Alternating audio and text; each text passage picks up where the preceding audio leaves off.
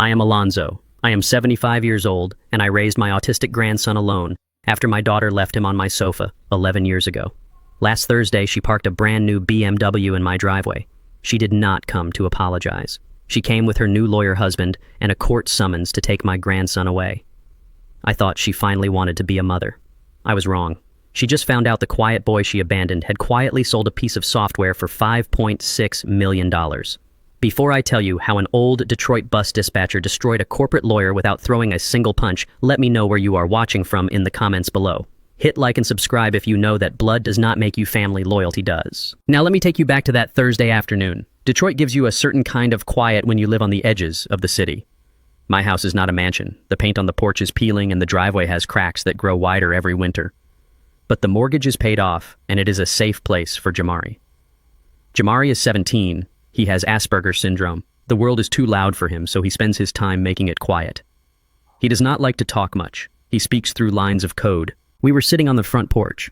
I was drinking black coffee, and Jamari was typing on an old laptop I bought from a pawn shop 3 years ago. The boy was tapping the keys with a steady rhythm. Everything was completely peaceful until the roar of an engine broke the silence. A massive, black BMW SUV rolled down our street and turned into my cracked driveway. The heavy tires crushed the dead leaves. I set my coffee mug down on the wooden railing. Jamari stopped typing. He closed his laptop and pushed his chair back into the shadows of the porch. He hates unexpected visitors. I stood up, feeling the familiar ache in my 75-year-old knees. The driver's side door opened first. A tall white man stepped out. He was wearing a tailored gray suit that cost more than my first car. His shoes were polished to a mirror shine. He looked at my house with a sneer of pure disgust. Then the passenger door opened. It was Nia, my daughter, the mother of the boy hiding behind me. I had not seen her in 11 years. 11 years ago, she walked into my living room with a 6-year-old boy dragging a small Spider-Man suitcase. She told me she wanted to go to a party for the weekend and needed me to watch him. She walked out the door and changed her phone number. She never came back. I spent a decade working double shifts at the city bus terminal to pay for Jamari and his therapy while she lived her life somewhere else. Now she was standing in my driveway, wearing a designer trench coat and oversized sunglasses. She took off the glasses. She did not look at me with regret. She looked at me with cold calculation. "Hello, Dad," she said. Her voice was flat. I did not invite her up the stairs. I stood at the top step looking down at them. "You are lost." "Nia," I said. "The highway is back the way you came." She sighed heavily, acting like I was the one being unreasonable. "Dad, stop it," she said. "We are not here to fight with you. I am here for my son. Where is he?" I shifted my weight, blocking her view of Jamari. "You do not have a son," I told her. "You have a memory of a boy you threw away. That boy is 17 now. He does not know you." The man in the expensive suit stepped forward. He did not introduce himself politely. He looked at me like I was a stray dog blocking his path. "Listen, old man," he said. "My name is Trent. I am Nia's husband, and I am a senior partner at a very reputable law firm. We are not here to negotiate with you. We are here to serve you." Trent reached inside his suit jacket and pulled out a thick envelope. He tossed it onto the porch.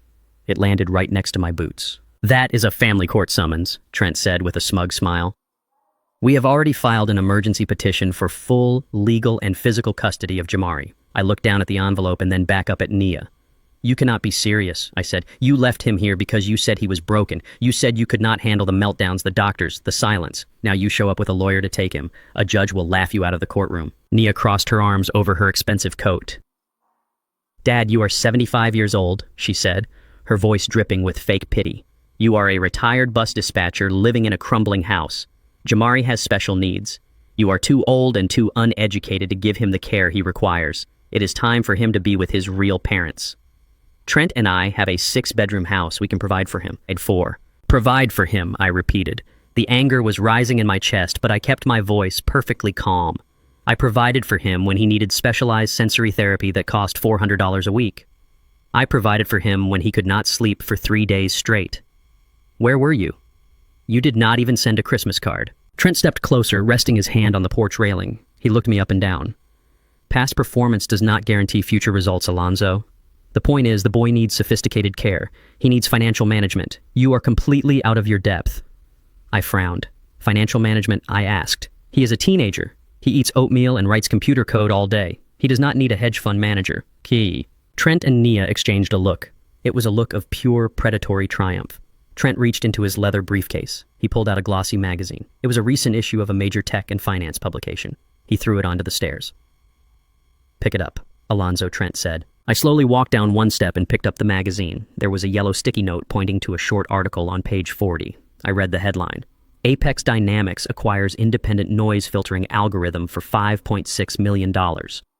I read the small print underneath. The software was developed by an anonymous independent coder known only by the handle Echo J Jamari. My heart hammered against my ribs. I knew Jamari was smart. I knew he was building something to help block out the frequencies that bothered his ears. But $5.6 million. The number felt entirely unreal. I looked up at Nia. She was smiling. It was the ugliest smile I had ever seen on my own child. You are right, Dad, she said. He does write code all day. And he just sold a piece of it to one of the biggest tech firms in the country. He is a minor with a severe cognitive disability. By law, he cannot manage that money. We are his legal guardians. We will be managing his estate from now on. The pieces clicked together in my mind perfectly. They did not want the boy. They wanted the asset. Naya had probably seen a news alert or heard through the grapevine about a kid from Detroit selling an app. She put the pieces together and brought her slick lawyer husband to orchestrate a legal heist. You are not taking him, I said, my voice dropping to a dangerous whisper. I will fight you until my last breath. Trent laughed out loud. It was a sharp, barking sound. Fight us with what, Alonzo? Your pension. I bill $700 an hour.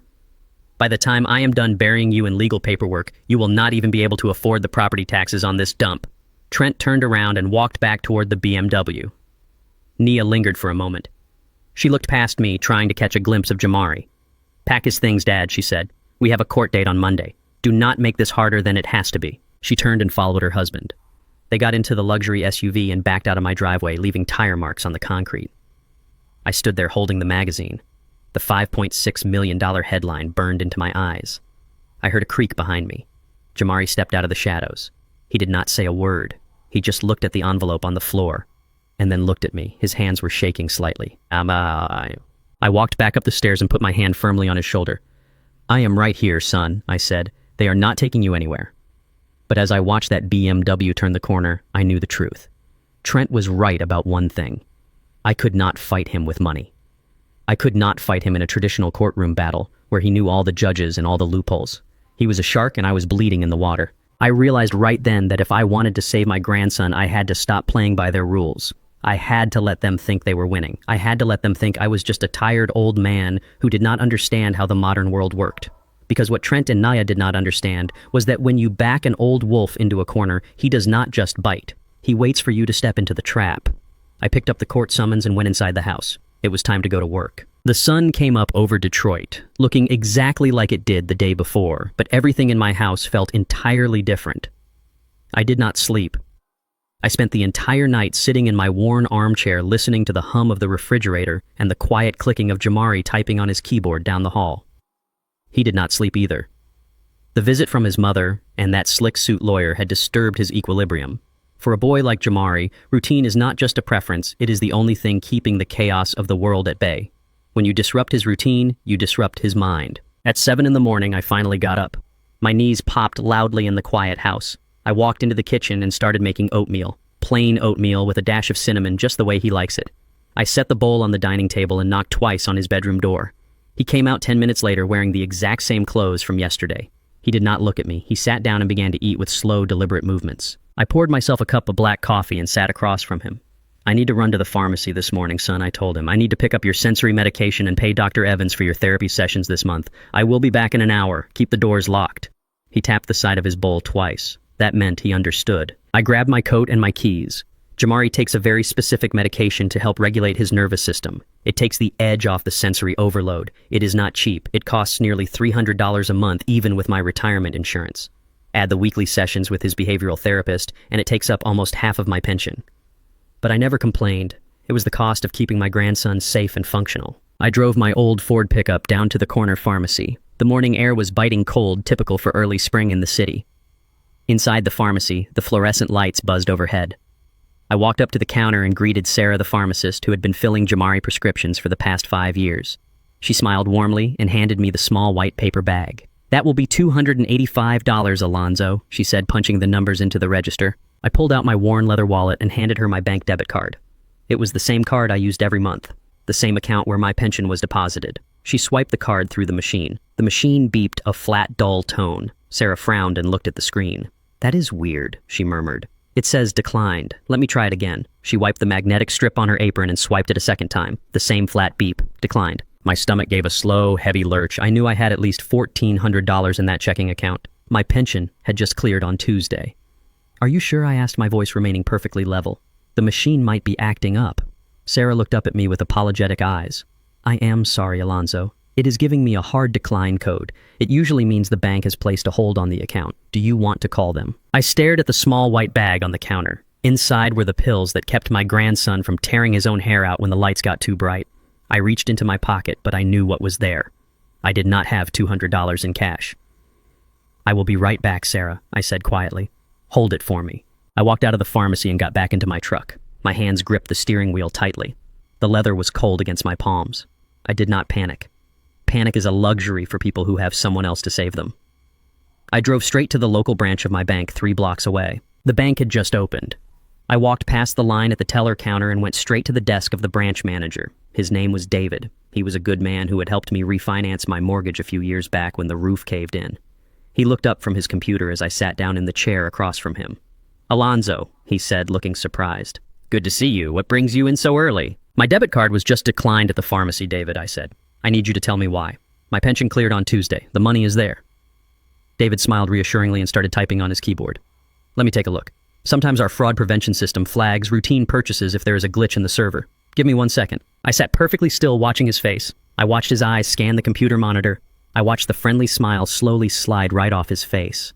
The color drained from his cheeks. He stopped typing. He swallowed hard. Alonzo, he started, his voice suddenly very quiet and very formal.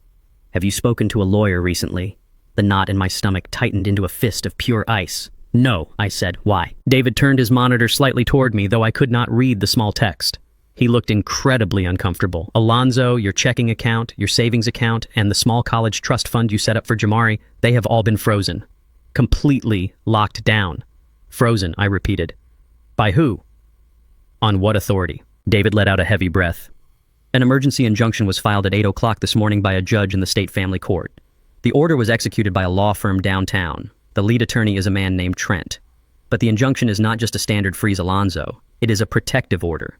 A protective order against what I asked, my voice dangerously low. Against you, David said, looking at me with genuine pity. The document cites severe allegations. It accuses you of elderly financial exploitation. It claims you are using a disabled minor for financial gain, and that your accounts must be frozen immediately to protect the child's assets pending a full custody and financial audit. The sheer audacity of the lie hit me like a physical blow to the chest. Elderly financial exploitation. I was the elderly one. I was the one who had spent every dime I ever made keeping that boy fed, clothed, and in therapy while his mother was out living a carefree life. They had flipped the narrative. They had gone to a judge who saw a slick white lawyer representing a supposedly concerned mother, and they had painted me as an abusive old thief trying to steal from a disabled kid. They knew Jamari had sold his code. They knew the $5.6 million was floating out there.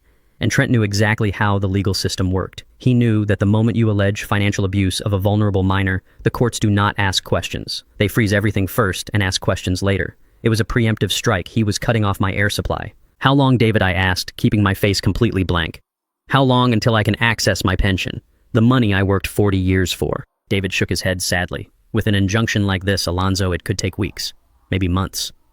You will have to go to court and prove that the funds in this account are entirely yours and not commingled with any income generated by Jamari. Until a judge lifts this order, my hands are completely tied. I cannot even give you a $10 withdrawal. I am so sorry. I stood up slowly. Thank you, David. I know this is not your fault. I walked out of the bank. The automatic sliding doors opened and the cold Detroit air hit my face. I walked to my truck and leaned against the door. I pulled out my worn leather wallet and opened it. I counted the bills inside. A 20, 2 10s, 2 singles, $42. That was everything I had in the world. $42. I leaned my head back against the cold metal of the truck. My mind began to calculate the brutal mathematics of survival. We had enough food in the pantry for maybe 5 days. The electricity bill was already paid for the month. But then a realization hit me so hard it made my knees physically weak. Friday. Today was Wednesday. On Friday, my property tax payment was due to the county. It was a bill for $1,200. I always paid it on time with my pension. If I missed the deadline, the county would put a lien on the house. Within a few weeks, they could initiate foreclosure proceedings. Suddenly, the sheer brilliance of Trent's strategy became terrifyingly clear. He did not just freeze my accounts to stop me from hiring a good lawyer. He froze my accounts so I would default on the property taxes. He wanted me to lose the house. If I lost the house, I would be a 75-year-old man with no money and no permanent residence. When we finally went to family court for the custody hearing, Trent would stand in front of the judge in his bespoke suit. He would point at me and say, "Look at this man, Your Honor. He is broke. He is homeless. He cannot even provide shelter for this severely autistic child. My wife and I have a massive house and a massive bank account. The choice is obvious." Trent was not just trying to take Jamari. He was actively destroying my entire existence. He was suffocating my survival. He wanted me broken, homeless, and humiliated before he took the only family I had left. I closed my wallet and put it back in my pocket. I looked down the street toward the pharmacy where Jamari's medication was still sitting on the counter out of my reach. I looked at the bank where 40 years of my hard work were locked away behind a legal firewall. They thought I would break. They thought a retired bus dispatcher from Detroit would just fold up and cry when the system turned against him. They thought I would call Nia begging for mercy. I unlocked my truck and climbed inside. I did not turn the key right away. I sat in the driver's seat and let the cold anger harden into something sharp and precise. Trent had used the law as a weapon to strip me of everything. He thought the law was his private playground, but he forgot that a man with nothing left to lose is the most dangerous creature on earth. I was not going to beg. I was going to tear his life apart piece by piece. I started the engine and put the truck in drive. I had $42 to my name, and it was time to go to work. I sat in the dark living room for hours. The sun went down over Detroit, and the shadows stretched long and heavy across the worn floorboards. I did not turn on the lamps. Electricity costs money, and when you only have $42 to your name, you learn very quickly to live in the dark. Down the narrow hallway, I could hear the faint but steady clicking of Jamar's keyboard. He was in his room, his safe space, completely unaware that the walls of our lives were rapidly closing in. The sound of his typing was like a metronome. It kept my heart beating at a steady pace while my mind tried to solve an impossible puzzle. I had exactly $42 in my pocket. The property tax bill sitting on the kitchen counter was $1,200. Friday was the absolute deadline. It was a mathematical impossibility. Trent had engineered this trap perfectly. He knew my pension was the only thing keeping this house afloat. He knew that without it, the county would step in. He was not just trying to take my grandson away from me. He was actively trying to make me homeless. He wanted to make sure that when we finally stood in front of a judge, I would look like a broken, destitute old man who could not even keep a roof over his own head. The silence in the house was heavy, pressing down on my chest. Then my old cell phone vibrated on the coffee table. The sudden buzzing noise cut through the quiet, making me flinch. The screen lit up, casting a pale blue glow across the dark room. It was an unfamiliar number with a wealthy suburban area code. I knew exactly who it was before I even picked it up. I did not reach for it immediately. I let it ring. 1, 2, 3 times. You never answer on the first ring when you are dealing with predators. It shows weakness. It shows desperation. On the 4th ring, I slowly picked it up and pressed the cold plastic to my ear. I did not say hello. I just breathed, listening to the dead air on the line. Dad, a voice said. It was Nia. Her tone was completely different from the cold, arrogant attitude she had displayed on my front porch just 24 hours ago. Now her voice sounded soft. It sounded like she was forcing herself to be compassionate. She was playing the role of a deeply concerned daughter. "Are you there, Dad?" she asked. "Yes, I am here." I said, my voice flat and low. I heard a deep, dramatic sigh on the other end of the line. She was playing a part. She was reading a script that her slick lawyer husband had probably written out for her. "Dad, I have been thinking about you all day," she said. "I know you went to the bank this morning. I know you found out about the frozen accounts. I am calling because it breaks my heart to see you struggling. I want to help you." I did not interrupt her. I did not tell her that she was the reason my accounts were frozen in the first place. I let her speak because when liars talk, they eventually reveal their true motives. "I am listening," I said. Nia cleared her throat. She sounded so reasonable, so perfectly logical. "Look, Dad," she continued, "Trent is a very powerful lawyer. He has the entire legal system backing him up. The emergency injunction he filed today is just the beginning. The family court judges downtown know him. They respect him. When we go to the custody hearing next week, it is going to be absolutely brutal for you. They are going to look deep into your finances. They are going to see that you are living paycheck to paycheck on a fixed income. They will say you are unfit to manage a disabled minor with a multi-million-dollar asset. They might even try to put Jamari in a temporary state facility while the trial drags on for months." I gripped the armrest of my chair until my knuckles ached. The mention of a state facility made my blood run completely cold. She was using my deepest, most primal fear against me. A state facility would destroy a boy like Jamari. The bright lights, the unpredictable noises, the lack of routine, it would break his mind within days. She knew this. She was holding a knife to the most vulnerable part of my soul. "So, what is the offer, Nia?" I asked, cutting straight through her fake sympathy. You did not call to warn me. You called to make a deal. Get to the point." She dropped the sweet act just a fraction of an inch. "We can make this extremely easy for everyone, Dad," she said, her voice turning brisk and businesslike. "Trent has drafted a voluntary relinquishment of guardianship form. All you have to do is sign it. If you sign over full physical custody and legal rights to us tonight, Trent will call the judge first thing in the morning. He will have the freeze lifted from your personal pension account immediately. You will get your money back before noon. And Trent even agreed that we will not force the sale of your house. We will let you keep the old place. You can pay your property taxes. You can live out your retirement in peace." She paused, letting the weight of her words sink in. "Think about it, Dad," she whispered. "You get your money back, you keep your home, and you do not have to worry about the heavy burden of caring for a severely disabled boy anymore. You are tired, you deserve to rest.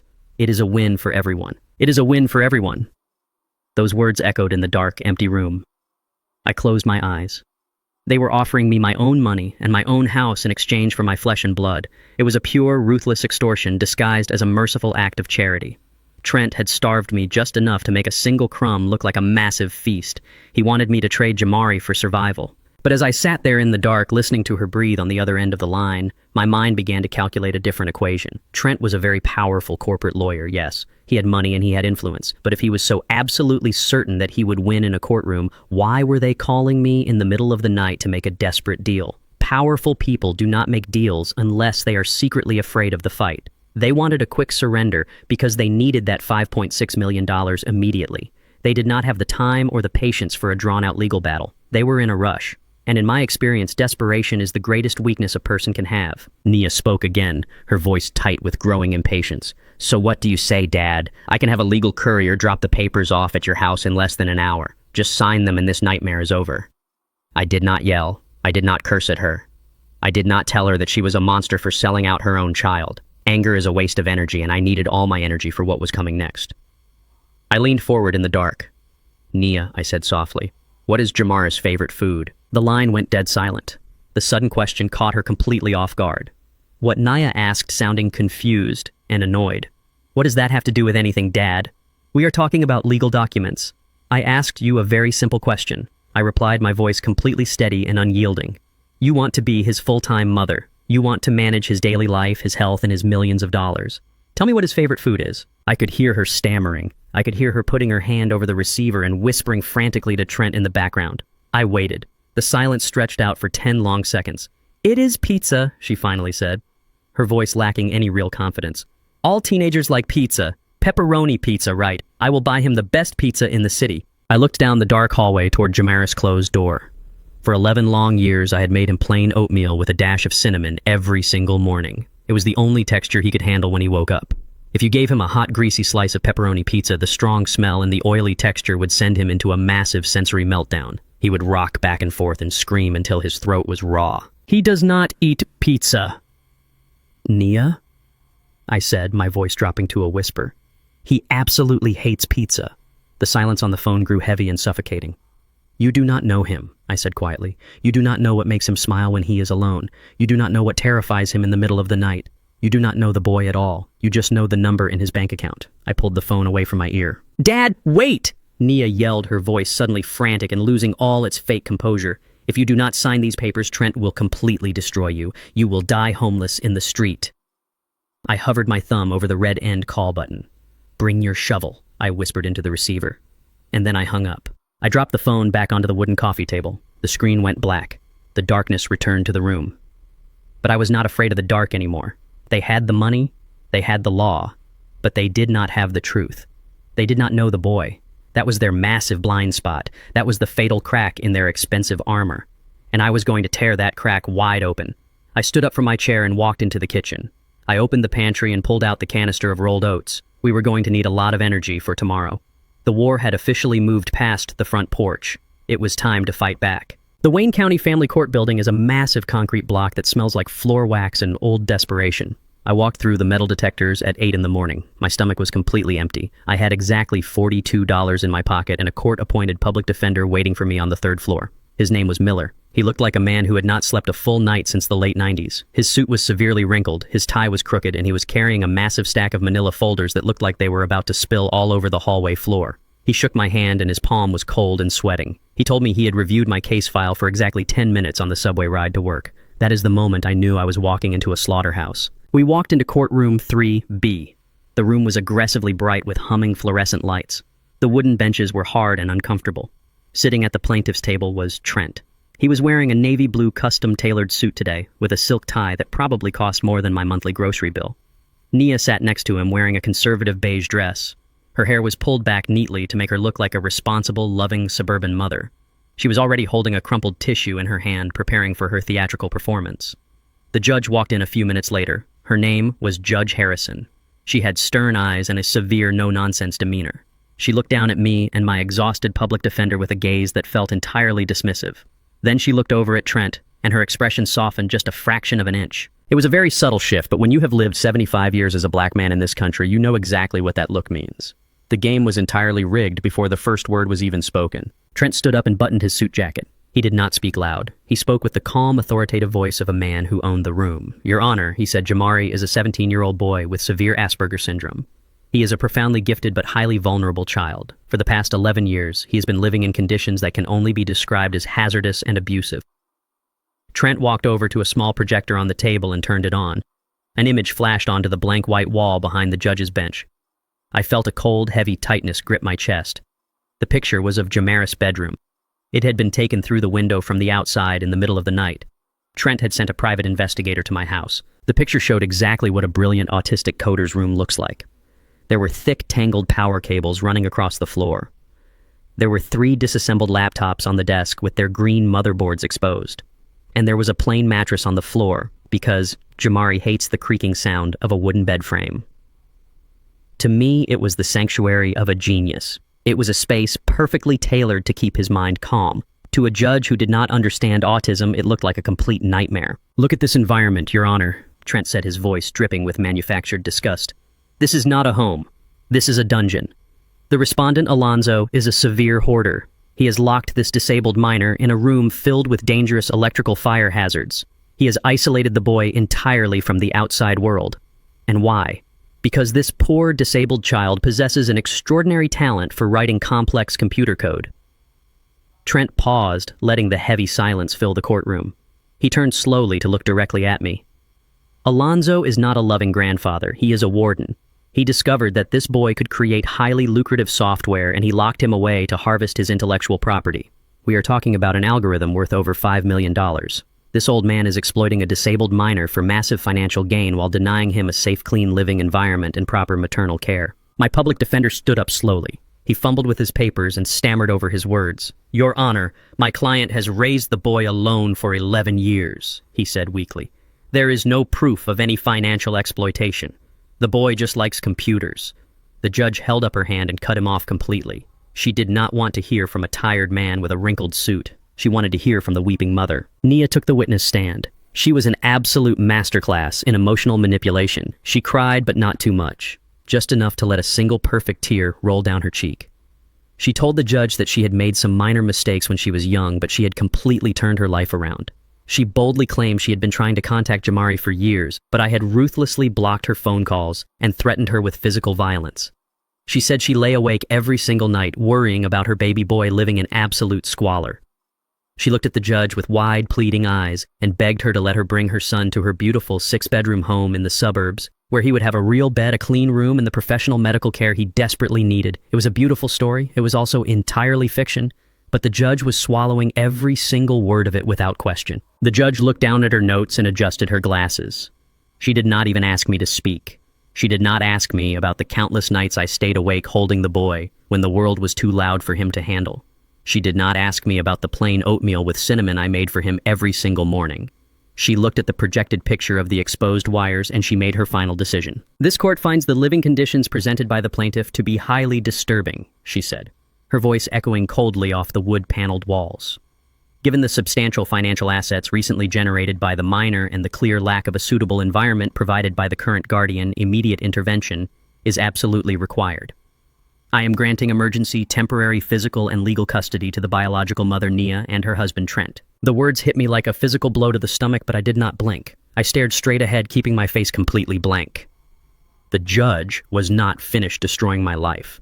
Furthermore, she continued looking down at me with pure disdain, pending a full and thorough investigation into the severe allegations of financial exploitation. I am stripping Alonzo of all guardianship rights effective immediately. You are ordered to vacate the premises of the child. I am issuing a temporary restraining order. You are not to come within 100 yards of Jamari, Naya, or Trent. If you violate this order, you will be arrested and jailed immediately. Do you understand? I looked up at the judge. I looked over at Trent, who was desperately trying to hide a massive, triumphant smirk. I looked at Nia, who was dabbing her perfectly dry eyes with her crumpled tissue. I understand, I said, my voice completely flat and devoid of any emotion. I stood up from the hard wooden bench. My public defender was apologizing to me in a panicked whisper, but I did not hear a single word he said. I turned around and walked down the center aisle of the courtroom. The heavy wooden doors slammed shut behind me with a loud echoing thud. They had taken my grandson.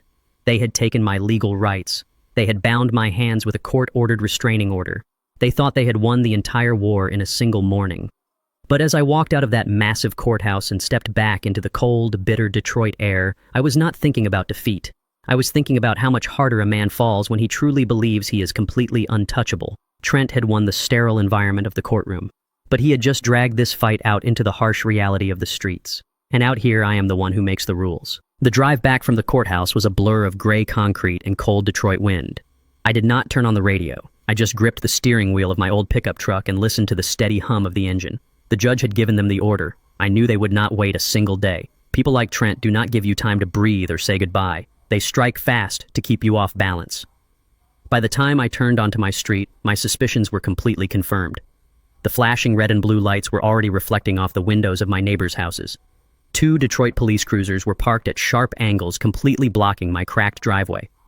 The massive black BMW was idling right behind them. They had driven straight from the courtroom to my front door. They brought the police because they wanted a show of absolute force. They wanted to make sure I knew exactly who held the power. I parked my truck on the street a few houses down and began to walk slowly toward my own home. I could feel the eyes of my neighbors watching from behind their curtains. I did not look at them. I kept my eyes fixed on the front porch.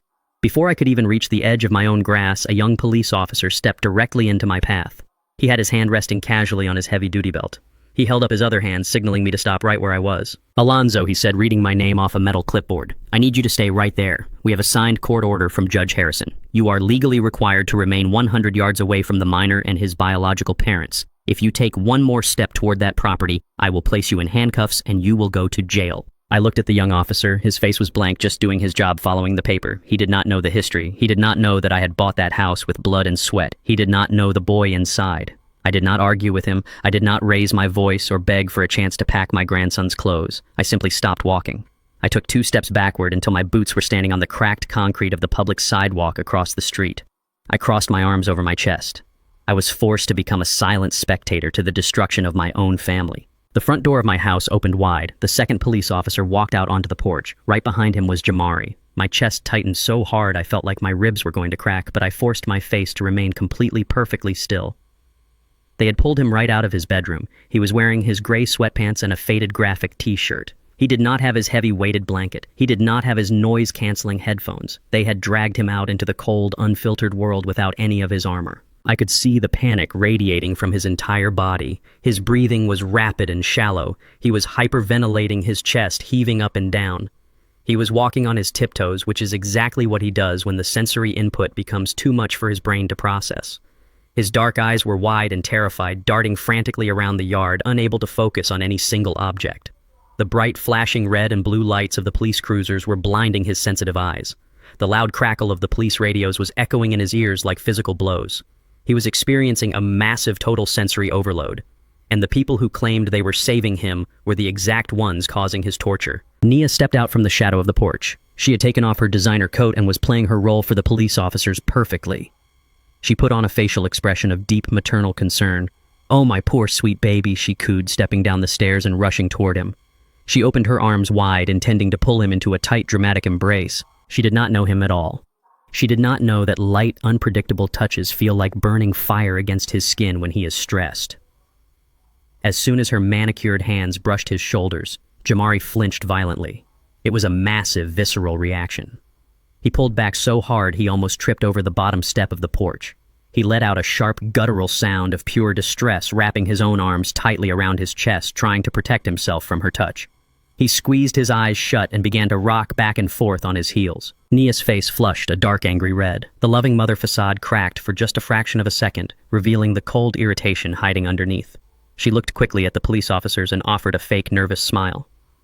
"He is just confused right now," she lied, smoothing her hair. "He will be much better once we get him home and get him settled." Then Trent walked out of my house. He was carrying Jamaris' old faded canvas duffel bag. It was the same bag I used to pack his clothes when we took weekend fishing trips to the lake. Trent held the bag away from his expensive navy blue suit like it was covered in toxic waste. He walked down the porch steps with an arrogant swagger. He walked over to the back of the BMW, popped the trunk, and carelessly threw the duffel bag inside. Trent turned around and looked across the street directly at me. He had the temporary custody papers rolled up tightly in his hand like a weapon. He did not yell because the police officers were standing right there, but the smug, triumphant smirk on his face spoke louder than any words. He looked at my worn boots. He looked at my old truck. He looked at my empty hands. He thought he had completely broken me. He thought he was looking at a sad, helpless old man who had just lost the only thing that mattered to him. I stared right back at him, keeping my eyes dead and cold. The first police officer gently nudged Jamari toward the back passenger door of the luxury car. The boy was shaking uncontrollably now. His entire world, his safe routine, his quiet sanctuary had been violently inverted in the span of a few hours. The officer opened the heavy car door. But as Jamari reached the edge of the seat, he stopped. He stopped rocking. He stopped hyperventilating for one brief, crucial moment. He turned his head slowly and looked across the street, right past the flashing lights, right past his mother, right past the arrogant lawyer. He looked directly into my eyes. The rest of the world faded into absolute silence. It was just me and the boy. Oh, Jamari raised his right hand slightly, keeping it low by his side. He rested his palm against his own thigh. He extended his index finger. He looked at me, keeping unbroken eye contact. He tapped his leg 3 times in quick succession, then he paused for 1 full second. Then he tapped his leg 2 more times. My heart stopped beating. 3 taps. A pause. 2 taps. It was Morse code. Years ago, a massive winter blizzard had knocked out the power grid in our neighborhood for 5 straight days. The house was freezing and completely dark. The sudden change in routine and the pitch-black darkness terrified Jamari. To keep him calm, to give his brilliant mind a pattern to focus on, I taught him Morse code by tapping on the wooden kitchen table by candlelight. We practiced it until it became a secret language just between the two of us. 3 taps meant wait. 2 taps meant I hear you. The message was crystal clear. Wait, he was not broken. He was not a helpless victim being dragged away into the dark. Behind those panicked eyes, his mind was running 1,000 miles an hour. He was telling me that he understood exactly what was happening. He was telling me to hold my ground. He was telling me to wait for his signal. I looked at my grandson and I gave him one single, slow, deliberate nod. He saw it. A tiny fraction of the wild terror left his dark eyes. He lowered his head, pulled his arms tight against his chest, and climbed into the back seat of the leather-lined car. The officer pushed the heavy door shut, sealing Jamari inside with the enemy. Trent got into the driver's seat, adjusting his expensive tie in the mirror. Nia climbed into the passenger side, pulling her sunglasses down over her eyes. The BMW engine roared to life and pulled smoothly away from the curb. The 2 police cruisers turned off their flashing lights and followed the luxury car slowly out of the neighborhood. Within minutes, the street was completely quiet again. The Detroit wind blew a discarded newspaper across my front lawn. I stood on the sidewalk for a long time, staring at the empty driveway. Trent thought he had won the game by using a judge to change the locks and steal the prize. He thought he had driven away with a helpless cash cow. He had absolutely no idea that he had just locked himself inside a moving cage with a digital Trojan horse. I turned around and walked slowly back toward my empty house. I was not sad anymore. The grieving period was officially over. The old bus dispatcher was gone. The hunt had begun. I did not have to be inside the luxury downtown condo to know exactly how the first 48 hours played out. When a boy with Asperger's syndrome has a photographic memory, he can recall every single detail with terrifying accuracy. He told me everything later, and the corporate server logs filled in the rest of the story. Let me paint you a picture of what happens when arrogant people try to put a collar on a mind they do not understand. They brought Jamari to a penthouse overlooking the Detroit River. It was a completely sterile environment, white leather couches, glass tables, and cold marble floors. There was nothing soft in that apartment, nothing safe. Just the smell of expensive chemical cleaners and the heavy cologne that Trent wore. They led Jamari into a spare bedroom that looked like a high-end hotel suite. It had a massive flat-screen television and a bed that was far too large and far too soft. To them, it was luxury. To Jamari, it was a sensory nightmare. He sat down on the edge of the mattress and pulled his knees tightly to his chest. He did not unpack his faded canvas bag. He just stared at the blank white wall across the room. Trent did not care about the comfort of a frightened boy. Trent only cared about the finish line. He had successfully manipulated a family court judge, and he had the golden goose sitting right in his spare bedroom. But there was a massive problem that Trent had not anticipated. You cannot just steal a flash drive and walk away with $5.6 million in the modern tech industry. Intellectual property deals of that magnitude require secure integration. The buyer, Apex Dynamics, needed the original creator to log into their secure corporate server and manually integrate the final piece of the algorithm. They needed Jamari to press the button. Trent knew this. He walked into the spare bedroom holding a brand new silver laptop. He placed it on the glass desk next to the bed. He smiled a fake, greasy smile. "Just log in, buddy," Trent said, his voice dripping with forced friendliness. "Just type in your little password and send the files to the corporate servers. Once we do that, we can go buy you whatever video games you want." Jamari did not look at the laptop. He did not look at Trent. He kept his eyes locked firmly on the blank white wall. He went completely, entirely nonverbal. When the world becomes entirely unsafe, Jamari retreats into the fortress of his own mind. He built a wall of absolute silence that neither Trent nor Nia could penetrate. Nia tried to play the role of the loving mother. She went out and brought him plates of expensive takeout food, gourmet pasta, high-end sushi, and organic roasted chicken. Jamari ignored all of it. He needed his plain oatmeal with cinnamon, but Nia did not know that, and she did not care enough to ask. The expensive food sat on the glass desk and slowly grew cold. Hours passed and the sun went down over the city. Jamari did not sleep. He stayed in the exact same position on the edge of the bed, rocking very slightly back and forth. His silence was not just a symptom of his autism. It was a calculated act of absolute defiance. By the morning of the second day, the fake smiles had completely vanished. The tension in the penthouse became thick and highly toxic. Trent was a powerful attorney who was used to bullying people into submission. He could intimidate witnesses and he could manipulate judges, but he could not negotiate with a brick wall. He paced back and forth in the living room, checking his expensive watch every 5 minutes. The money was so close he could practically smell it, but it was locked away behind the mind of a 17-year-old boy who absolutely refused to acknowledge his existence. Trent walked back into the bedroom and slammed his fist hard on the glass table, making Jamari flinch. "Type the code in," Trent yelled, his face turning a dark, angry red. "Do you understand what is at stake here? I am your legal guardian now. You have to do exactly what I say." Jamari just kept staring at the wall. The boy who had been terrified by the police lights on my front lawn was now displaying a level of endurance that absolutely terrified Trent. You cannot break someone who is already disconnected from your reality. Nia tried to intervene to calm her husband down, but Trent snapped at her. He blamed her for not knowing how to handle her own biological son. He told her she was useless. The perfect wealthy marriage was already cracking under the massive pressure of their own greed. They had stolen the boy from my home, but they were completely powerless to make him work for them. They were holding a machine they did not have the keys to operate. And then, the final devastating blow landed. It was late afternoon on the second day.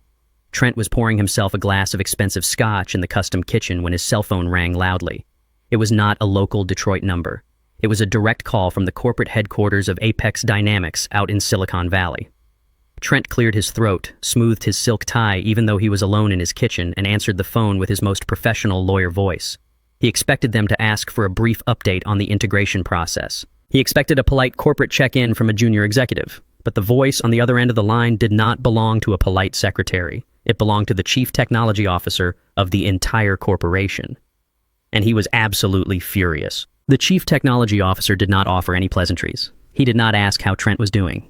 He told Trent that they had a massive crisis on their hands. Just an hour ago, the Apex engineering team had attempted to run a routine diagnostic test on the preliminary files Jamari had sent them before the custody battle began. They were simply trying to access the core framework of the noise filtering algorithm to prepare their servers. But the moment their corporate computers pinged the code, something catastrophic happened. The algorithm did not just reject their access. It completely locked itself down. The chief technology officer explained rapidly that the code was embedded with a highly complex self-encrypting protocol. It was a digital dead man switch. Because the original creator Jamari had not logged in from his recognized home internet address within a specific 48-hour window, the program assumed it was under a hostile security attack. It scrambled its own source code instantly. The file they had agreed to purchase for $5.6 million was now a completely dead piece of digital garbage. Trent felt the blood drain entirely from his face. His knees went weak. He gripped the edge of the marble kitchen counter so hard his knuckles turned white just to keep himself from collapsing onto the floor. He stammered into the phone, telling the executive that there must be some kind of misunderstanding. He insisted that the brilliant boy was sitting right there in his spare bedroom and that they just needed a little more time to get him comfortable with the new laptop. The chief technology officer did not care about the excuses Trent was making. He operates in a ruthless tech world where time is worth millions of dollars per minute. He told Trent in a cold, unforgiving tone that corporate acquisitions do not wait for messy family drama.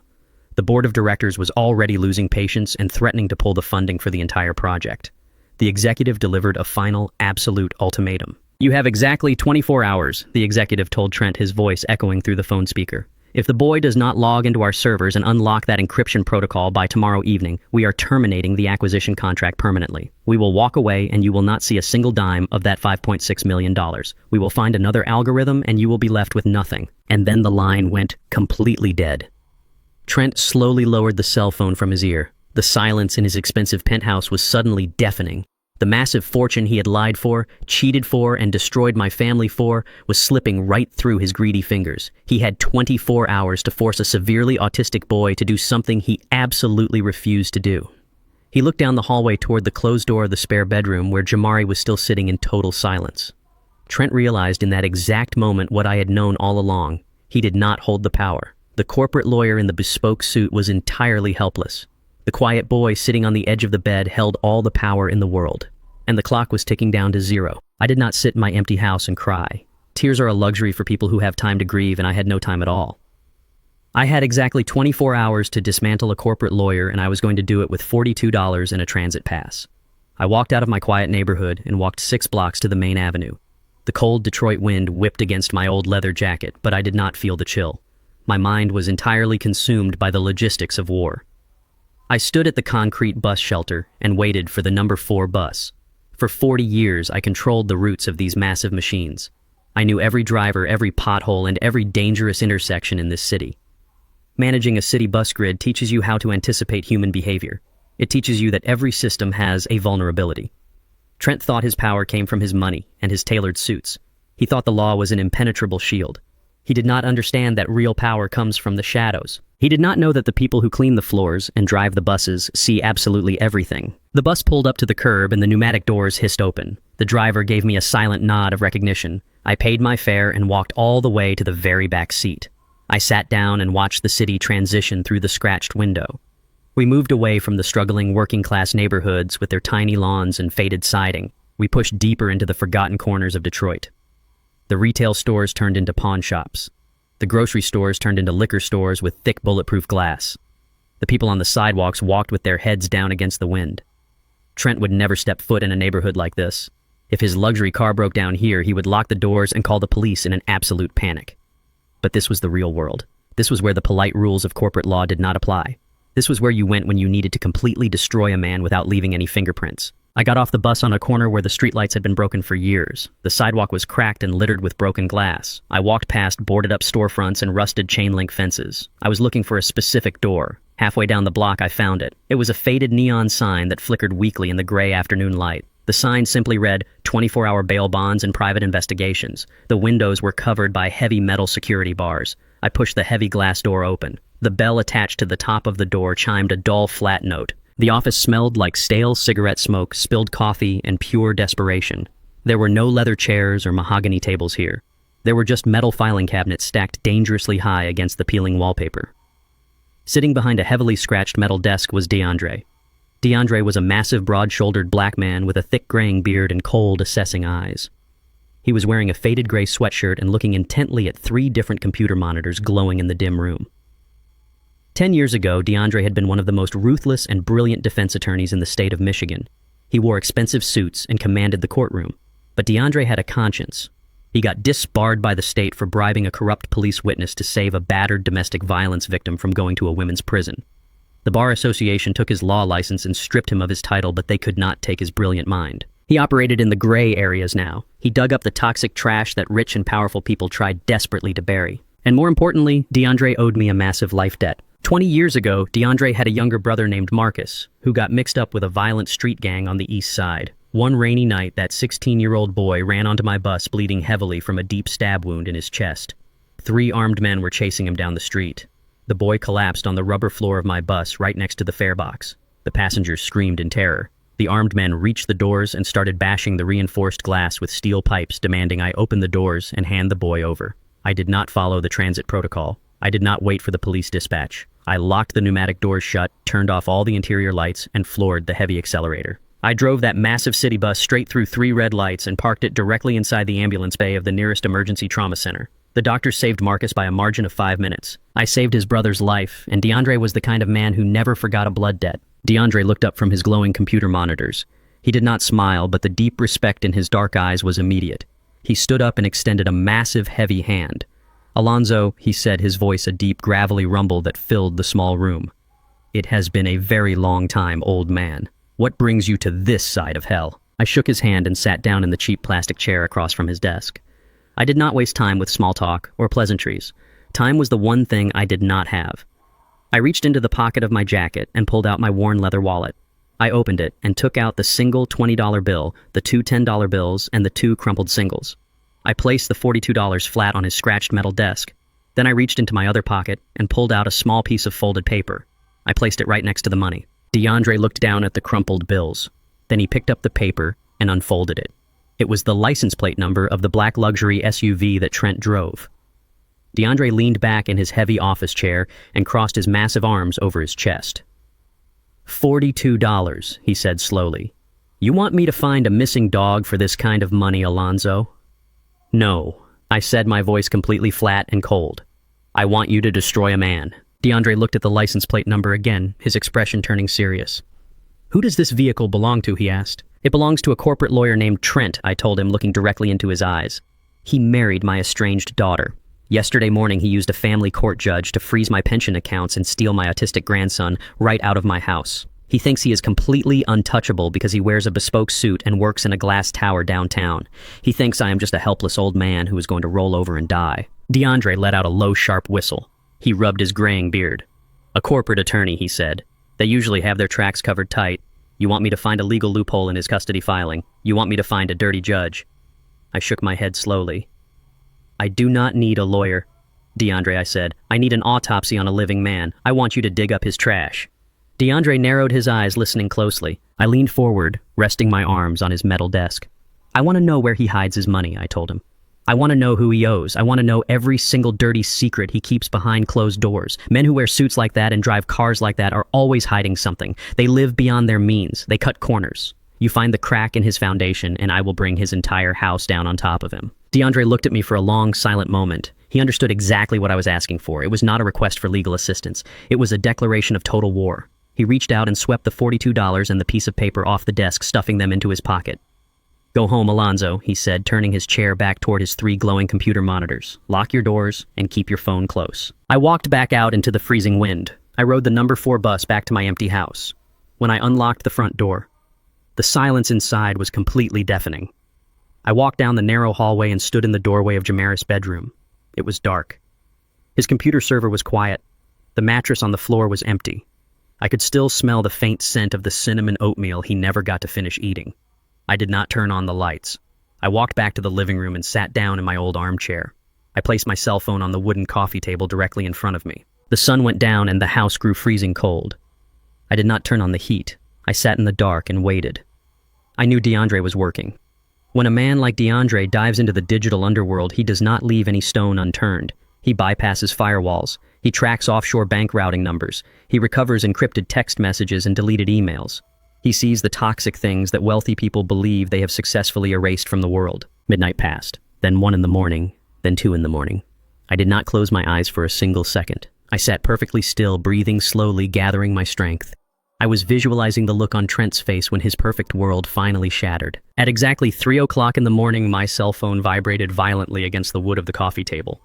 The sudden harsh buzzing noise broke the heavy, suffocating silence of the dark room. I reached out and picked it up, pressing the cold plastic to my ear. "Alonzo," a voice said through the static of the line. It was DeAndre. He did not sound tired at all. He sounded entirely electrified. He sounded like a man who had just struck an absolute vein of pure gold. "I am here," I said quietly. DeAndre let out a dry, hollow laugh that sent a chill down my spine. "You told me to find a crack in his foundation, Alonzo," he said, his voice dropping to a low, serious whisper. "There is no foundation. Your son-in-law is not a hotshot corporate lawyer. He is a dead man walking." I walked into the neon-lit diner at 6 in the morning. The sky outside was still pitch black, and the freezing rain was turning the Detroit streets into sheets of gray ice. The diner smelled like old grease and bleach. It was entirely empty except for one man sitting in the back booth. DeAndre was drinking black coffee out of a chipped white mug. He had a thick manila folder resting on the sticky laminate table right next to his plate of half-eaten eggs. I walked over and slid into the vinyl booth across from him. I did not take off my wet coat. I just looked at the folder. DeAndre did not say good morning. He opened the folder and pushed a stack of printed papers across the table. He looked at me with eyes that had seen the worst of human nature for 3 decades. You asked me to find a crack in his foundation, Alonzo, DeAndre said, his voice a low rumble over the diner music. I am telling you there is absolutely no foundation at all. Everything your son-in-law built is made of cheap paper and stolen air. I looked down at the documents. They were financial records, bank statements, and property deeds. I am a retired bus dispatcher. I do not read corporate ledgers. Explain it to me, I said quietly. DeAndre leaned forward, resting his massive forearms on the table. Trent Sterling is not a wealthy man, DeAndre said. He is a master illusionist playing a highly dangerous game of pretend. That luxury penthouse condo he brought your grandson to last night is fully mortgaged. He took out 3 different loans against it, and he is 3 months behind on the payments. The custom suits, the expensive watches, the black BMW SUV out in your driveway, they are all leased on credit. His credit cards are entirely maxed out, and his prestigious law firm is bleeding out. 2 of his major corporate clients dropped him last year after he botched a massive merger. He has been secretly laying off staff for 6 months just to keep the lights on in his downtown office. I stared at DeAndre, processing the information. A man who is 3 months behind on his mortgage does not casually hire private investigators to stalk my house. A man who is broke does not act with that level of extreme arrogance unless he is desperately trying to cover up something much worse. That is just the surface. Alonzo, DeAndre continued, sliding another piece of paper toward me. That is the legal debt. But Trent got desperate. When his firm started losing money, he decided to play the stock market. But he did not use his own money because he did not have any left. He started quietly siphoning funds from the escrow accounts of his remaining clients. He took millions of dollars that did not belong to him, and he dumped it into a highly volatile offshore cryptocurrency scheme, thinking he could double the money, replace the stolen funds, and keep the profit. DeAndre took a sip of his black coffee. His face was entirely grim. The crypto scheme collapsed overnight, DeAndre said. It was a complete scam. The money vanished into thin air. Trent lost every single dime of the client escrow money. My chest tightened. Stealing client funds is an automatic disbarment and a guaranteed federal prison sentence. But Trent was not acting like a man worried about federal prison. He was acting like a man worried about a bullet to the back of the head. There is more, I said. It was not a question. It was a certainty. DeAndre nodded slowly. There is always more when a man is drowning. When the crypto money vanished, Trent panicked. He knew the clients would eventually ask for their escrow funds back, so he went looking for a quick loan to cover his tracks. But no legitimate bank in America will lend $3 million to a lawyer with a failing practice and a heavily mortgaged condo. So Trent went to the east side. He went to the Russo brothers. The name hit the table like a heavy lead weight. Even I knew who the Russo brothers were. Anyone who has lived in Detroit long enough knows the name. They are a local organized crime syndicate. They run illegal sports betting, extortion, and loan sharking operations out of the back rooms of auto body shops. They are not corporate lawyers who file motions in court. They are men who use baseball bats and blowtorches to collect their debts. Trent borrowed $3 million in cold hard cash from the Russos. DeAndre said, his voice dropping to a whisper. He promised to pay them back with 50% interest in 6 months. That was 5.5 months ago. His deadline is the final day of this month. If he does not hand the Russo brothers $4.5 million by midnight on the 31st, they are not going to sue him. They are going to break both of his legs, put him in the trunk of a car, and drop him in the middle of the Detroit River. I sat back in the vinyl booth. The pieces of the puzzle slammed into place with violent clarity. The sudden visit after 11 years, the emergency custody filing, the desperate midnight phone call offering to give me back my house if I just handed over Jamari. Trent did not want my grandson. Trent wanted a human shield. Jamari had a piece of software worth $5.6 million. If Trent could secure legal guardianship, he could legally authorize the sale to Apex Dynamics. He could take the $5.6 million, pay off the $4.5 million he owed the mafia, put the remaining $1 million back into his client escrow accounts, and walk away completely clean. He was literally planning to use my autistic grandson to buy his own life back from the mob. And Nia, I asked, my voice dangerously low, does she know? DeAndre pulled a photograph out of the folder and slid it across the table. It was a grainy surveillance photo taken outside an underground casino. It showed Trent looking terrified while a heavy-set man shoved a finger hard into his chest. Standing right next to Trent looking equally terrified was Naya. She knows everything, Alonzo, DeAndre said. She co-signed the loan from the Russos. If Trent goes down, she goes down with him. They are in this together. She is not a mother trying to reconnect with her lost child. She is a desperate woman trying to save her own skin. They need that tech company to wire the money immediately. That is why they are pushing so hard. That is why they use the police to rip the boy out of your house. They are out of time. I looked at the grainy photograph of my daughter. 11 years ago, she abandoned a little boy because she said he was too much of a burden. Now she was offering that same boy up on a silver platter to save herself from the violent consequences of her own greed. Any lingering trace of fatherly love I had left for her evaporated into thin air in that exact moment. I looked up at DeAndre. I felt a cold, absolute calm wash over my entire body. I was not fighting a powerful corporate lawyer anymore. I was not fighting a wealthy suburban family with endless resources. I was fighting a cornered rat. A cornered rat is highly dangerous, but a cornered rat is also entirely predictable. When they are backed against a wall, they act on pure, blind panic. They stop thinking clearly. They make fatal mistakes. Trent was holding my grandson hostage in a glass tower, thinking he was safe behind his legal documents. He thought he was playing a game of family court chess. He had no idea I was about to flip the entire board. DeAndre, I said, keeping my eyes locked on his, do you still have contacts in the underground? People who talk to the Russo brothers? DeAndre slowly nodded. I know a few guys who run numbers for them. Why? I leaned forward over the table. I want you to make a phone call. I want you to reach out to your contacts. Tell them you heard a very interesting rumor about the lawyer who owes them $3 million. Tell them Trent is trying to close a massive tech deal in secret so he can take the money and flee the country before the deadline. DeAndre narrowed his eyes, a slow, dangerous smile spreading across his face. You want me to leak his location to the mob, Alonzo? Not just his location, I said. I want you to leak his schedule. Trent has to bring Jamari to the Apex Dynamics corporate office tomorrow to finalize the software integration. Tell the Russos exactly where that meeting is taking place, but tell them to wait. Tell them not to hit his penthouse tonight. Tell them to show up at the Apex building tomorrow right in the middle of the daylight. DeAndre chuckled a deep, rough sound. If the Russos show up at a corporate tech office looking for blood, the police will get called. The deal will completely collapse. Trent will be exposed in front of everyone. That is exactly the point, I said, my voice hard as steel. Trent used the law to humiliate me and steal my family. I am going to use the streets to completely destroy his. I want him backed into a corner in front of the billionaires he is trying to impress. I want him to look out the glass windows of that boardroom and see the Reapers waiting for him in the lobby. DeAndre gathered the papers and put them back into the thick manila folder. He stood up from the booth, tossing a $5 bill onto the table to cover his coffee. Consider it done, old man, he said. The Russos will get the message by noon today. They will be waiting for him tomorrow. You better make sure you and the boy are completely out of the blast zone when the bomb goes off. I will be exactly where I need to be, I said. DeAndre walked out of the diner, pulling his collar up against the freezing rain. I sat in the booth for a few more minutes, staring out the window at the dark Detroit streets. Trent thought he had stolen my most valuable asset, but he did not realize he had just dragged a digital Trojan horse into his own house. Jamari was completely locking down the code, and I was locking down the exits. Trent and Naya had 24 hours left to pretend they were wealthy, powerful people. Tomorrow the illusion was going to shatter into a million pieces. I finished my glass of water, stood up, and walked out into the cold. I had a boardroom meeting to attend. The luxury penthouse overlooking the Detroit River had transformed from a symbol of absolute power into a suffocating glass prison. The sun had completely set, and the city lights reflected off the floor-to-ceiling windows, creating a dizzying cage of neon and shadows. Trent Sterling was completely unraveling. The bespoke navy blue suit he wore was now a wrinkled mess. He had ripped off his expensive silk tie and thrown it onto the marble kitchen counter. His breathing was heavy and ragged. He paced back and forth across the white living room rug, checking his phone every 30 seconds. He was a man who had built his entire life on the illusion of control, and right now he had absolutely zero control over anything. He had less than 18 hours before the Apex Dynamics Corporation officially terminated the $5.6 million acquisition. And worse, he had less than 24 hours before the Russo brothers realized he did not have their money. In the center of this massive collapsing universe sat Jamari.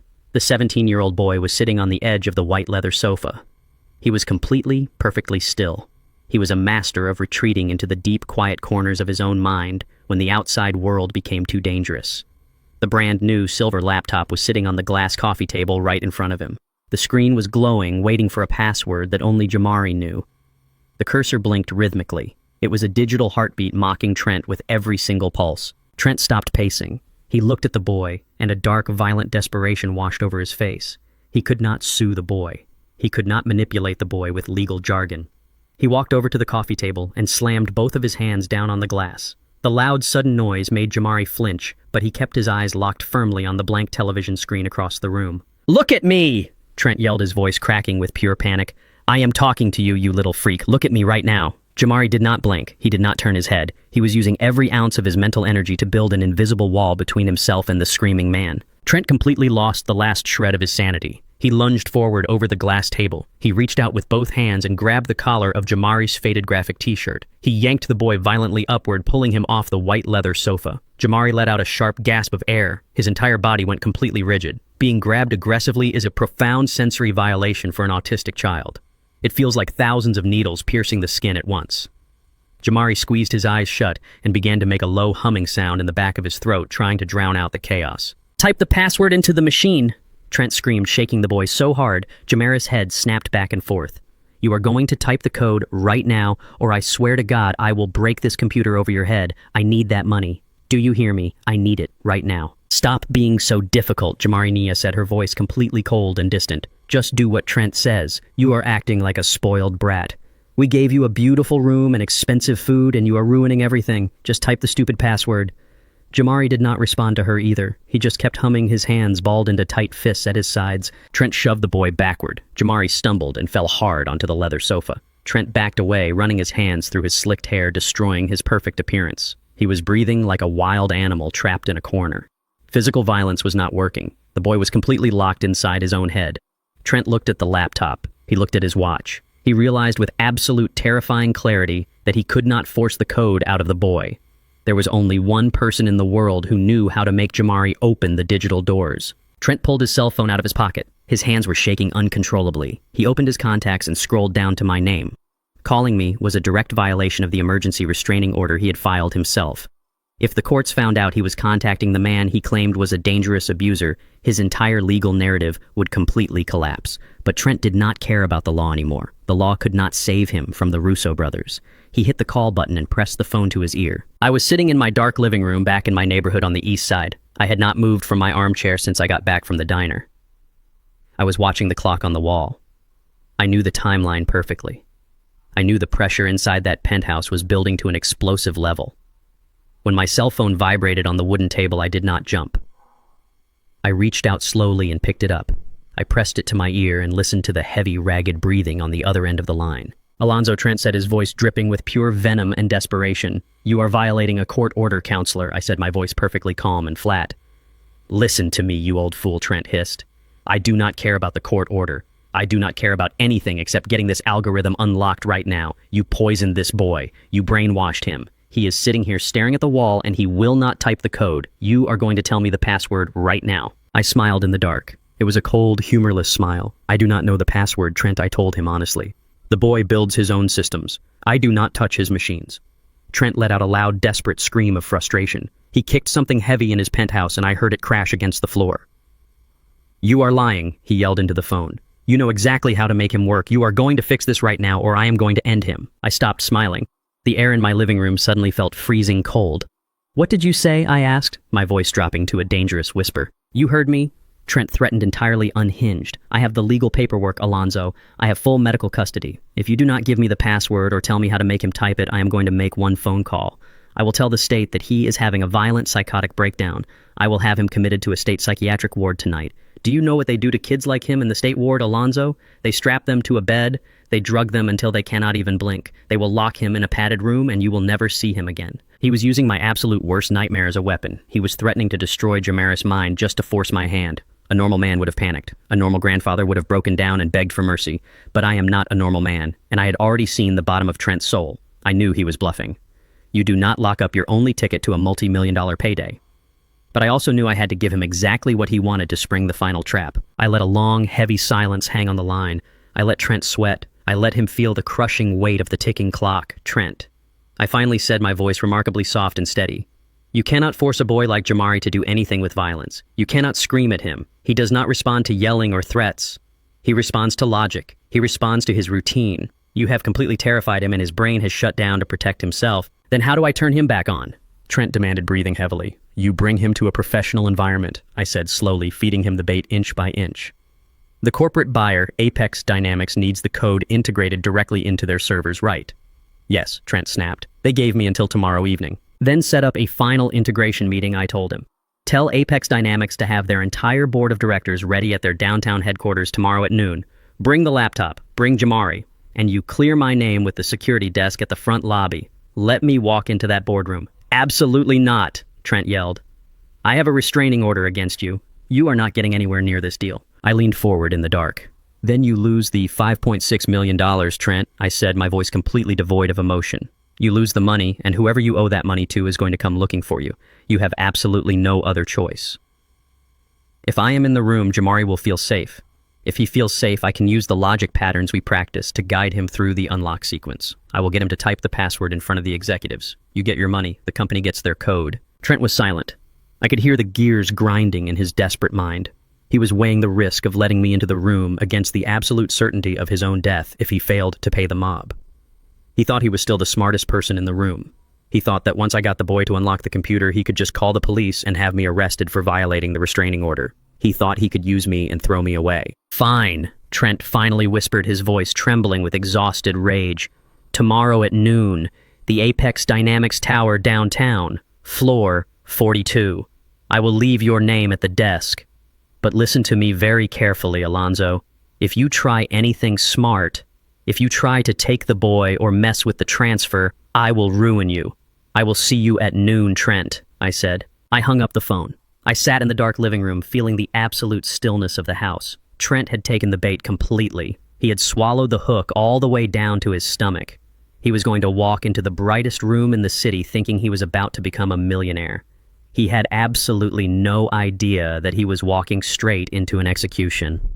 I closed my eyes and took a deep breath. It was time to finish this. I walked into the massive glass-walled boardroom of Apex Dynamics and immediately felt the temperature drop. The room was a fortress of extreme wealth and absolute corporate power. It offered a panoramic view of the downtown Detroit skyline, but inside the air was completely stagnant and heavy with unspoken tension. I stood just inside the heavy oak doors, feeling the thick plush carpet under my worn work boots. The room was filled with men and women in dark, expensive suits, sitting around a massive, polished mahogany table. At the head of the table sat the chief executive officer of the corporation, a man with silver hair and cold, calculating eyes.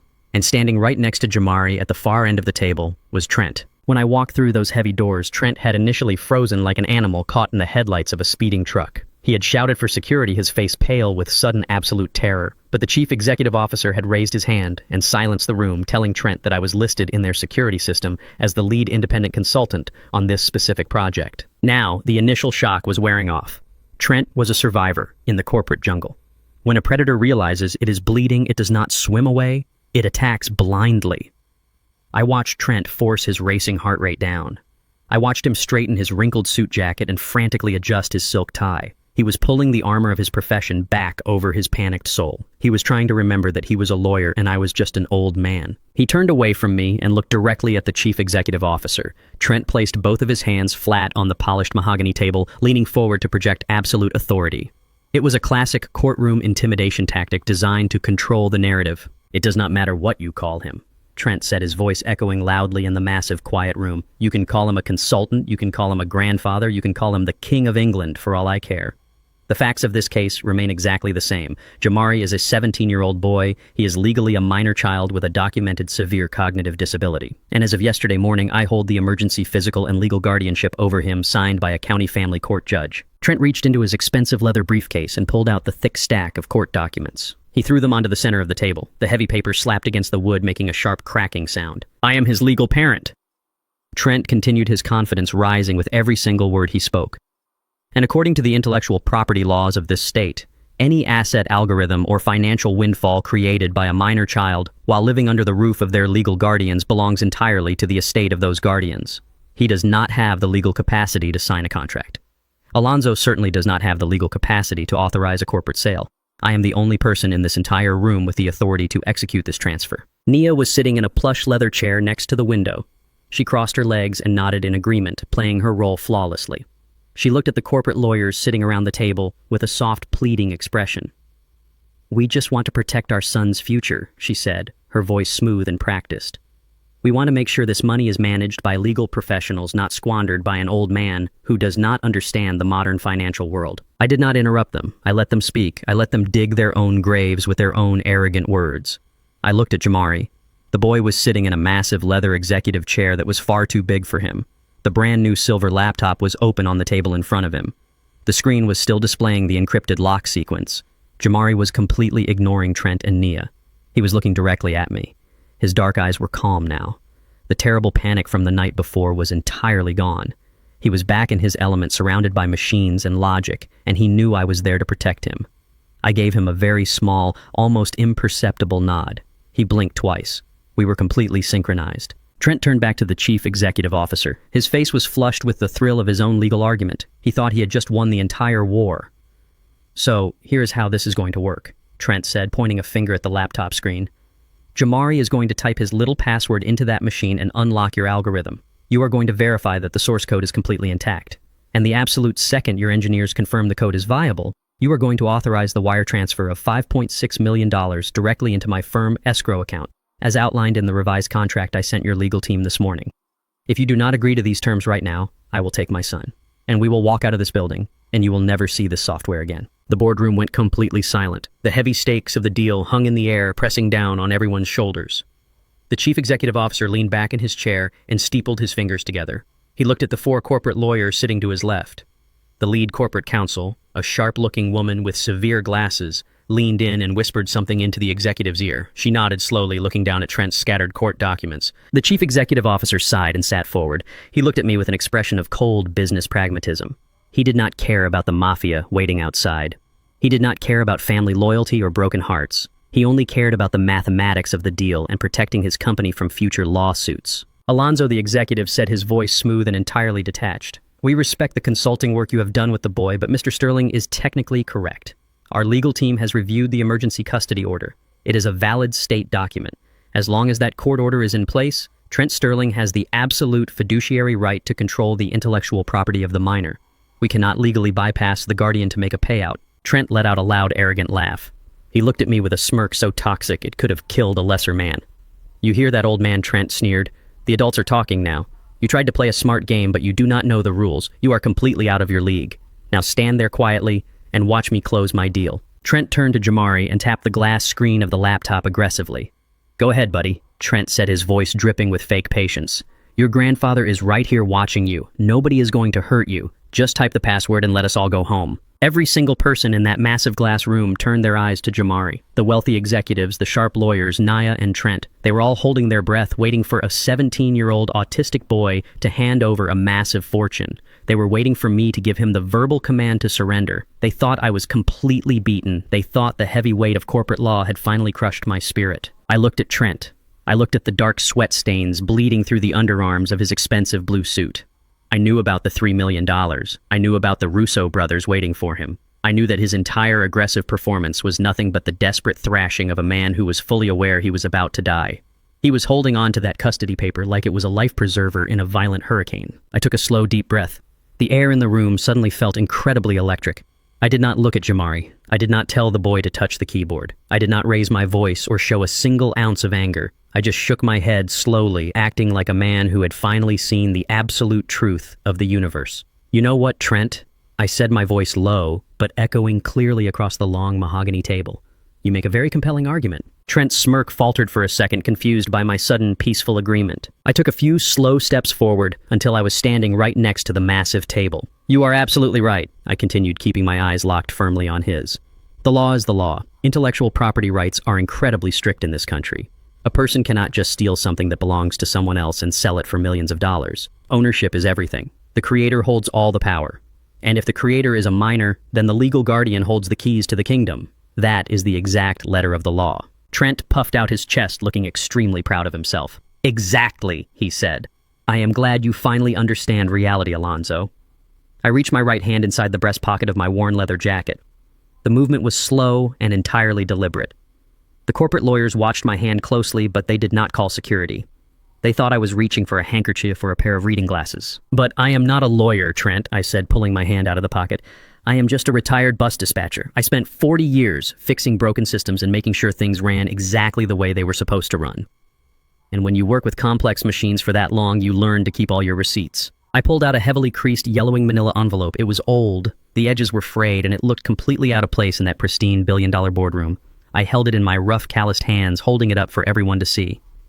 "You are right about the intellectual property laws, Trent," I said, my voice dropping to a dead silent whisper that froze the entire room. "They are very strict indeed." I placed the yellowing envelope flat on the polished mahogany table and slid it slowly across the wood directly toward the chief executive officer. "Let us talk about exactly who owns this code. I placed the yellowing envelope flat on the polished mahogany table and slid it slowly across the wood directly toward the chief executive officer. The heavy silence in the boardroom was absolute. Trent let out a sharp, dismissive laugh. He crossed his arms over his chest and looked at the old envelope like it was a piece of garbage I had just picked up off the street. "What is that?" Alonzo Trent asked, his voice dripping with condescending poison. "Did you bring us your old electric bills? Did you bring a handwritten letter asking for a handout? We are conducting a multi-million-dollar corporate acquisition here. We do not have time for your pathetic attempts to delay the inevitable." I did not look at Trent. I kept my eyes locked on the chief executive officer. I nodded toward the envelope. "Open it," I said quietly. The chief executive officer did not touch it. He looked at his lead corporate counsel. The sharp-looking woman with the severe glasses leaned forward. She picked up the envelope. It was sealed with old, dry glue that cracked loudly as she opened the flap. She reached inside and pulled out a stack of documents. The paper was thick and slightly yellowed around the edges, indicating its age. There was a large official seal stamped on the very first page. The room remained completely silent as she read the first few lines. I watched her eyes move across the page. I watched the bored corporate indifference fade from her face. I watched it get replaced by genuine professional shock. She pushed her glasses up the bridge of her nose and read the second page. Then she looked up at me. She looked at Jamari. Then she looked directly at the chief executive officer. "Sir," she said, her voice completely devoid of the confidence she had displayed just 5 minutes ago. "This is a United States patent registration. It was filed and officially granted in 1998. Trent frowned. The arrogant smirk on his face twitched. "A patent," he said, stepping closer to the table. "What does an old patent have to do with this transaction?" The lead counsel did not answer Trent. She turned the document around and slid it in front of the chief executive officer. "Let me tell you a story about 1998. I said, my voice carrying clearly to every corner of the massive glass room. Back then, the Detroit City bus dispatch system was a complete nightmare. We were running hundreds of heavy buses across the city using analog radio frequencies. But the radio interference in the downtown grid was massive. The drivers could not hear the dispatchers. The dispatchers could not hear the drivers. The static was incredibly loud. It was a dangerous mess of overlapping signals and white noise. The city refused to buy a new radio system because it cost too much money. So I fixed it myself. The chief executive officer was staring at the patent document, tracing the diagrams with his index finger. I was not a computer programmer, I continued. I was a mechanic and a dispatcher. I built a physical hardware matrix. I built a frequency filter using analog sound wave cancellation logic. It identified the core frequency of the human voice and actively suppressed all the ambient static noise surrounding it. I installed the prototype in my own dispatch tower. It worked perfectly. The city ended up using it for 10 years. But before I gave it to them, I spent $2,000 of my own savings to hire a patent attorney. I patented the core mathematical matrix of that noise filtering system under my own name. Trent was staring at me. His face was starting to lose its color. "That is a nice historical anecdote," Alonzo Trent said, his voice sounding slightly thinner than before. "But it has absolutely nothing to do with the digital algorithm my stepson wrote last year." I turned my head and finally looked directly at Trent. "It has absolutely everything to do with it," I told him. "Jamari is a brilliant boy. He is a genius. But he did not invent the core architecture of his algorithm out of thin air. 3 years ago, he was digging through the old boxes in my garage. He found the original blueprints and the mathematical formulas for my 1998 radio filter." I looked over at Jamari. The boy was sitting perfectly still, watching the executives. "Jamari hated the noise of the world," I said softly. He hated the sirens, the crowded rooms, the overlapping voices. It caused him severe physical pain. When he saw my old analog frequency filter, he understood exactly what it was. He realized that the mathematical logic I used to clean up the bus radios could be translated into modern computer code. He took my physical matrix and he reverse engineered it. He spent 2 years turning my analog hardware into digital software. That is what the EchoLink app actually is. It is a digital translation of my exact physical invention. The lead corporate counsel cleared her throat. The sound was incredibly loud in the quiet room. She looked at Trent with an expression of deep legal concern. She tapped the official seal on the patent document. "Mr. Sterling," she said, addressing Trent directly, "I am looking at the foundational logic schematics attached to this patent. I have spent the last month reviewing the source code of the algorithm your stepson provided to our engineering team. The base architecture is identical. The boy did not create a new method of sound filtration. He digitized an existing patented method." Trent gripped the edge of the mahogany table. His knuckles turned completely white. He was trying to process the absolute catastrophe unfolding in front of his eyes. "No," he stammered. "No, that is impossible. It is a computer application. It is a completely different medium. He wrote the code himself." "The medium does not matter, Trent," I said, stepping right up to the edge of the table. "You are a senior partner at a law firm. You should know exactly how intellectual property derivatives work. If I write a book and you translate that book into French, you do not own the story. You just own the translation. Jamari wrote the digital translation. But the core algorithm, the very foundation that makes the software valuable, belongs entirely to the original patent holder. I leaned forward, resting my hands on the polished wood. I looked at the chief executive officer. Jamaris app is a digital derivative of my legally owned patent, I stated firmly. And according to federal intellectual property law, that means legally, I own 90% of this algorithm. Jamari owns the remaining 10% for his digital implementation. The color drained completely from Trent's face. He looked like a man who had just been thrown out of an airplane without a parachute. His mouth opened, but no words came out. He looked at Nia, who was staring at me with wide, terrified eyes. She had thought she was walking into a room to collect millions of dollars. She was slowly realizing she had walked into an absolute trap. The chief executive officer looked at Trent. Mr. Sterling, the executive said, his voice cold and unforgiving. Is this true? Were you aware that the intellectual property you are attempting to sell us today is encumbered by a pre-existing federal patent? I did not know. Trent gasped, struggling to breathe. He never told me. The boy never said anything about an old patent. Because you never asked him, I said, my voice slicing through the room like a razor blade. You never asked the boy how he built it. You never sat down with him and talked about his process. You just saw the dollar signs and you ran to a judge to steal him. You thought you were stealing a $5.6 million asset from a helpless minor. But you did not steal an asset, Trent. You stole a minor who holds a 10% minority stake in an asset that belongs entirely to me. The corporate lawyers began whispering rapidly among themselves. The entire legal foundation of Trent's aggressive strategy had just evaporated into thin air. He had spent 3 days torturing a disabled boy. He had broken into my home with the police. He had frozen my retirement accounts and threatened to put my grandson in a psychiatric ward. He had done all of that under the arrogant assumption that the money belonged to Jamari and therefore belonged to the legal guardian. But the $5.6 million did not belong to Jamari. It belonged to Alonzo. And Alonzo was standing right in front of them, holding the only key that mattered. Trent took a step backward away from the table. He looked frantically at the windows. He looked at his cell phone resting on the wood. He knew exactly what this meant. If he did not control the asset, he did not control the money. If he did not control the money, he could not pay the Russo brothers. And the Russo brothers were going to be looking for him before the sun went down. This is a trick, Trent yelled, his voice echoing with absolute raw panic. This is a scam. He is lying. The boy owns the code. The lead corporate counsel shook her head. We cannot proceed with this transaction, she told the chief executive officer. If we wire the funds to Mr. Sterling's escrow account knowing there is a dominant patent claim, we will be liable for massive federal copyright infringement. The purchase agreement as drafted by Mr. Sterling is completely legally void. The words hung in the air. Completely legally void. The deal was dead. Trent's salvation was dead. The massive payday he had sold his soul to capture was sitting right in front of him, and he could not touch a single penny of it. Trent looked at me. His eyes were wide and wild. The bespoke suit could not hide the terrified animal underneath. He realized that I had orchestrated this entire moment. I had let him take the boy. I had let him bring us to this massive corporate tower. I had let him build his entire arrogant argument just so I could destroy him at the exact moment he thought he had won. I did not smile. I did not gloat. I just looked at him with the cold, dead eyes of a man who had spent 40 years surviving on the streets of Detroit. You thought I was just an old mechanic, Trent, I whispered. But you forgot that mechanics know exactly how to take things apart. And I just took your entire life apart. The silence in the boardroom was absolute. Trent was breathing heavily, swaying slightly on his expensive Italian shoes. The trap had snapped shut and there was absolutely no way out. The boardroom was so quiet you could hear the soft humming of the air conditioning vents in the ceiling. The chief executive officer was staring at the yellowing patent document. The lead corporate counsel was adjusting her severe glasses. And Trent Sterling was completely falling apart. I stood at the edge of the mahogany table and watched the illusion of his perfect wealthy life crumble into fine dust. Trent began to sweat profusely. It was not a subtle nervous sweat. It was the heavy cold perspiration of a man who suddenly realizes his heart is about to stop beating. Dark patches spread rapidly across the underarms of his expensive custom suit.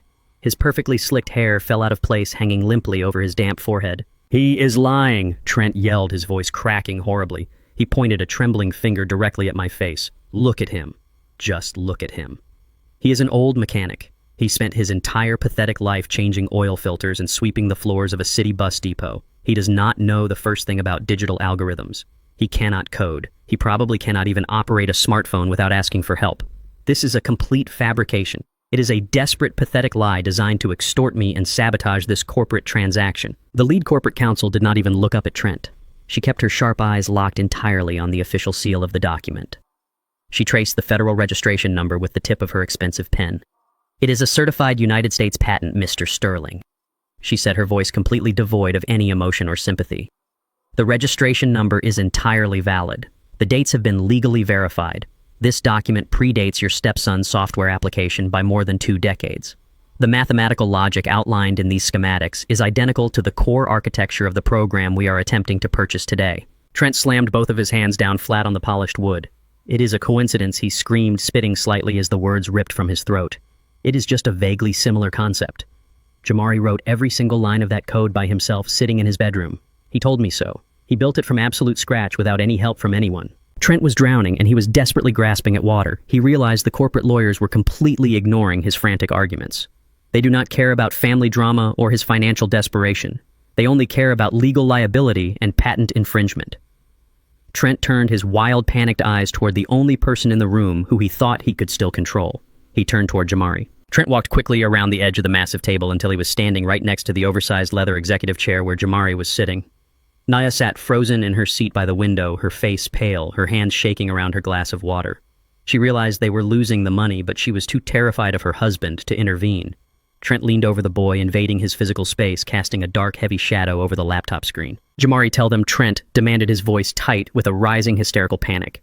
"Tell these corporate executives that your grandfather had absolutely nothing to do with your application. Tell them you built it entirely on your own without any help from his old garbage blueprints. Tell them he is just a crazy old man trying to steal your future." Jamari did not look at Trent. The boy was staring straight ahead at the blinking cursor on the silver laptop. He was rocking his body very slightly back and forth. It was a self-soothing motion. He was trying to regulate his internal nervous system while the chaotic energy of the screaming lawyer surrounded him. I did not say a single word. I did not rush forward to protect the boy. I knew that Jamari was not broken. I knew the absolute strength that lived inside his brilliant mind. He did not need me to speak for him in this specific moment. He needed to process the environment and finish the equation on his own terms. Trent completely lost his fragile grip on reality. He reached out and grabbed Jamari's shoulder, violently shaking the boy. I said, "Tell them," Trent screamed, his face turning a dark, unnatural red. "Tell them right now, or I swear I will lock you away forever." The exact moment Trent's hand clamped down on his shoulder, Jamari stopped rocking. His entire body went completely, perfectly still. It was the absolute stillness of a machine preparing to execute a final command. Jamari slowly raised his head. He did not look at his mother. He did not look at the sweating, screaming man standing over him. He looked directly across the long mahogany table, meeting the cold, calculating eyes of the chief executive officer. And then, for the very first time since this entire terrible nightmare began, Jamari opened his mouth and spoke aloud. His voice was completely flat. It was entirely devoid of any fear, any anger, or any human emotion. It sounded like a highly advanced computer reading raw data from a secured hard drive. The words were perfectly articulated, slicing through the heavy tension of the boardroom with absolute surgical precision. "Grandpa Alonzo, patent number 449882B, Jamari said, his clear voice echoing loudly off the thick glass walls. I utilized his base analog matrix to clean the corrupted audio files. The entire room completely stopped breathing. The corporate lawyers froze in their seats. The chief executive officer sat forward, gripping the leather arms of his chair. Nia dropped her glass of water onto the plush carpet, but no one even looked in her direction. Trent removed his hand from the boy's shoulder as if he had just been severely burned by a live electrical wire. Jamari blinked slowly, keeping his dark eyes locked on the executive. The environmental noise filtering architecture is not my original creation. Jamari continued, delivering the final devastating blow with flawless logic. I digitized his exact physical schematics. The structural code belongs entirely to him. I simply wrote the translation. It was the absolute, undeniable truth delivered straight from the mouth of the asset himself. Trent could not argue with it. He could not manipulate it. He could not file an emergency injunction to hide it from a judge.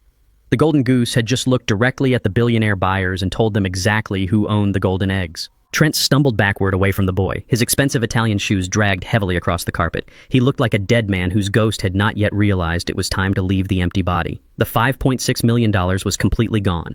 The money he needed to replace the stolen client escrow funds was gone. The money he desperately needed to pay the Russo brothers was gone. His massive luxury penthouse was inevitably going into foreclosure. His prestigious downtown law firm was completely bankrupt. He had traded his entire existence for a lottery ticket that belonged to someone else. And the deadline for his life was today. He looked around the massive glass room. The executives were staring at him with pure disgust. His wife was staring at him with absolute terror. He was entirely, completely alone. I watched the exact moment Trent Sterling's mind completely shattered into 1,000 jagged pieces.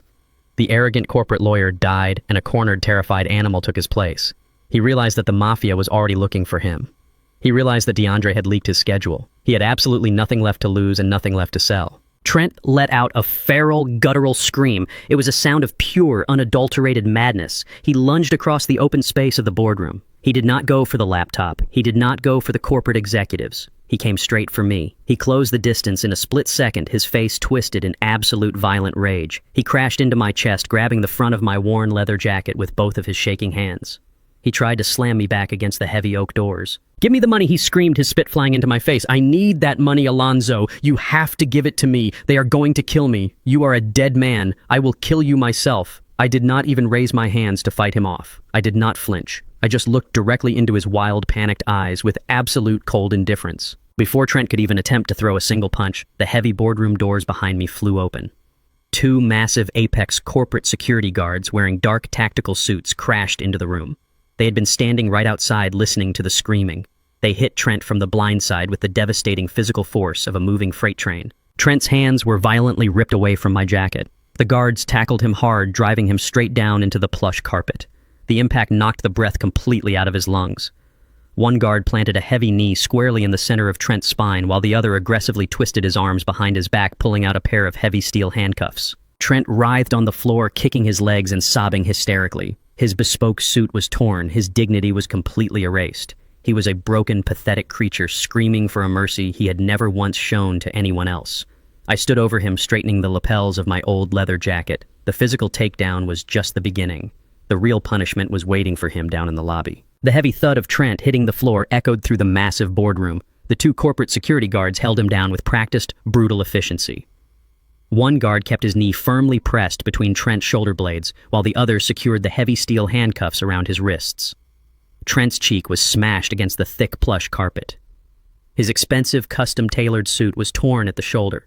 He was gasping for air, struggling against the weight of the men holding him down.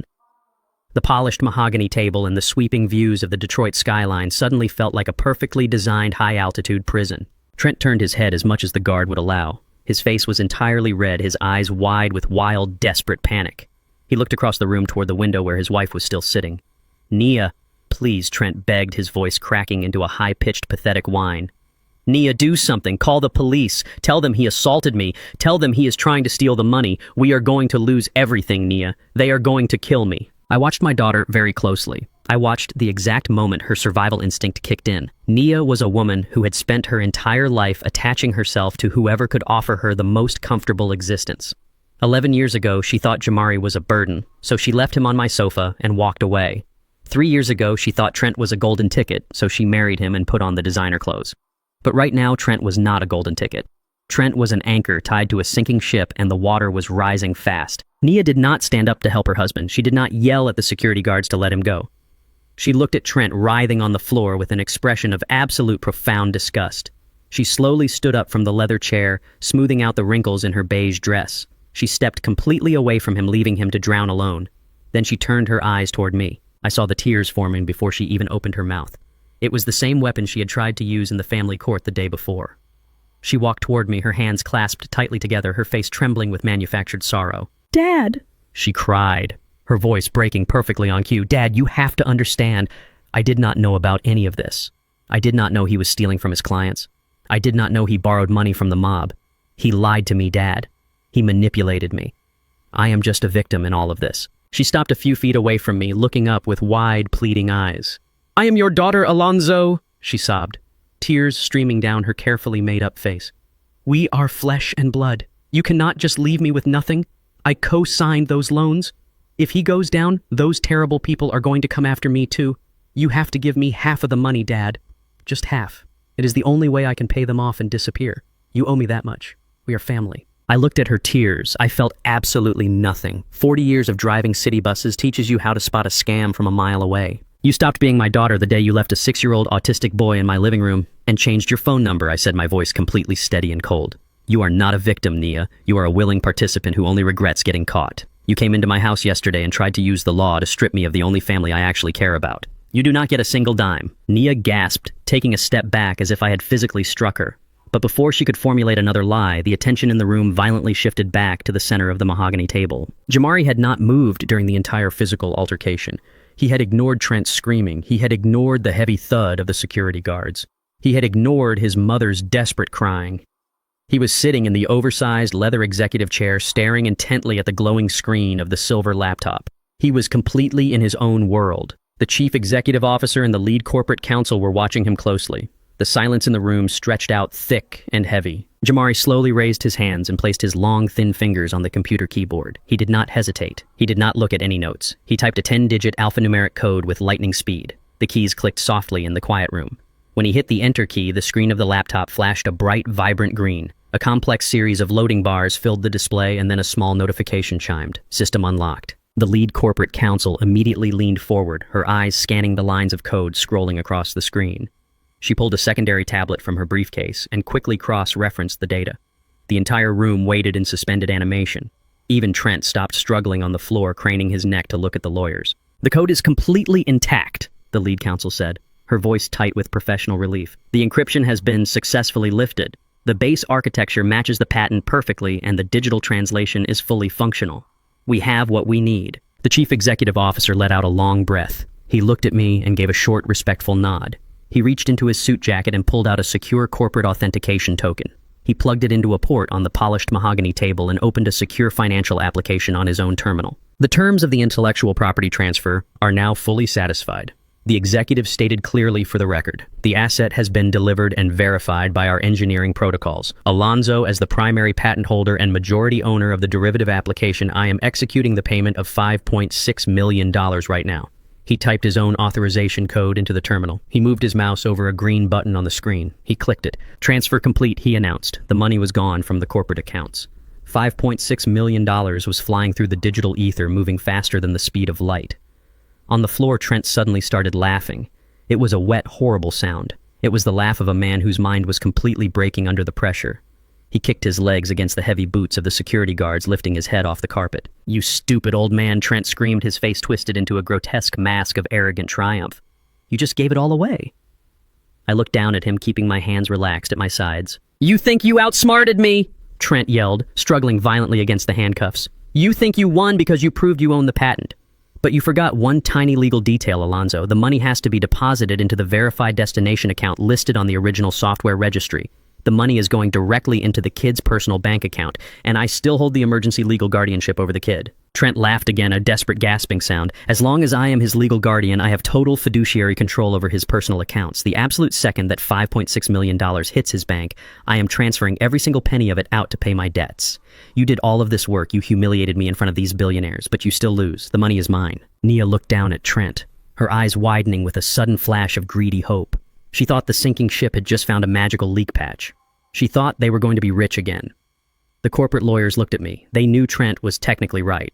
If the money landed in a standard personal account tied to Jamara's social security number, the legal guardian would have immediate, unhindered access to it. It was a massive fatal flaw in the plan. But I was not a man who left doors open.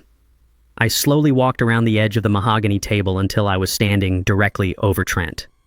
I looked down at his ruined suit and his bleeding cheek. I lowered myself down, bending my knees until I was crouching right next to his ear.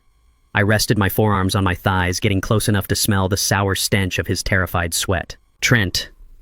I whispered, my voice so soft it barely carried past the two security guards holding him down. "Do you really think I would walk into a room like this and leave a door completely wide open for a rat like you to crawl through?" Trent's laughter abruptly stopped. His eyes darted nervously, trying to read my face. "You spent 3 days trying to force my grandson to unlock a computer," I said, speaking slowly so he could understand every single word. "But you never bothered to ask what else he was doing on that computer before you stole him from my house." I pointed a finger toward Jamari, who was quietly closing the silver laptop on the table above us. 3 weeks ago, I told Trent Jamari went into the deep source code of his own algorithm. He hard-coded the final payout destination directly into the unalterable framework of the application. He bypassed all standard personal banking routing numbers. He bypassed his own social security number. He bypassed everything that a family court judge could ever possibly touch. Trent's eyes widened. The color that had rushed to his face suddenly drained completely away, leaving him looking like a pale ghost. "What did he do?" Trent gasped. "He routed the payment directly into a blind trust registered in the state of Delaware." I said, the cold reality of my words hammering the final nails into his coffin. A blind trust that was established by an independent corporate law firm entirely outside of your jurisdiction. I leaned 1 inch closer, my voice dropping to a dead flat tone. There is only one sole beneficiary listed on that trust, Jamari, and there is only one sole trustee legally authorized to manage, distribute, or access those funds. Me. Trent stopped struggling. He went completely limp against the carpet. The money is not in his bank account, Trent, I whispered. The money is sitting in an impenetrable legal vault in Delaware. You cannot touch it. Naya cannot touch it. No family court judge in the state of Michigan can ever give you access to it. The $5.6 million is entirely, completely gone. I stood up slowly, brushing a piece of invisible lint off the knee of my pants. I looked down at the broken lawyer on the floor. You fought a massive violent war over a completely empty vault, Trent, I said, my voice echoing loudly in the silent room. You sold your soul for a box with nothing inside it, and your time is officially up. Trent did not scream. He did not cry. He just stared blankly at the plush carpet beneath his face. He realized the absolute totality of his defeat. He was pinned to the floor of a glass tower, completely bankrupt, legally ruined, and waiting for the mafia to come collect a debt he could never pay. I turned away from him and looked at Jamari. The boy had already picked up his faded canvas duffel bag and was waiting patiently by the heavy oak doors. It was time to go home. The 2 massive corporate security guards hauled Trent up from the plush carpet. They did not try to be gentle. They dragged him backward until his knees buckled and forced him into one of the empty leather chairs at the far end of the mahogany table. Trent was breathing in ragged, shallow gasps. His expensive custom suit was entirely ruined. His face was stained with sweat and tears of absolute panic. The heavy steel handcuffs kept his arms pinned awkwardly behind his back, causing him to slouch forward like a broken doll. The chief executive officer of Apex Dynamics stood up from his chair at the head of the table. He buttoned his suit jacket with slow, deliberate precision. He was a billionaire who dealt with global tech mergers and international corporate law on a daily basis. He did not have any patience for the pathetic, violent display he had just witnessed in his own building. He looked at Trent with an expression of pure, unadulterated disgust. Mr. Sterling, the executive said, his voice echoing coldly across the massive glass boardroom.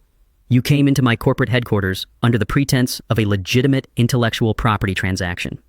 You attempted to sell an asset you did not legally own. You lied to my legal team, and you attempted to use our corporate infrastructure to facilitate a massive financial fraud. Trent tried to speak, but only a pathetic sobbing sound came out of his throat.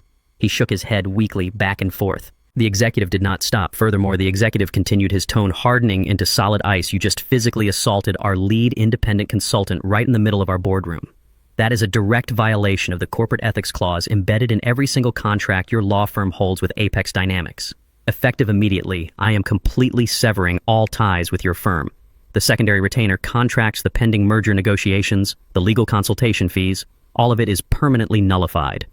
You are completely finished in this city, Mr. Sterling.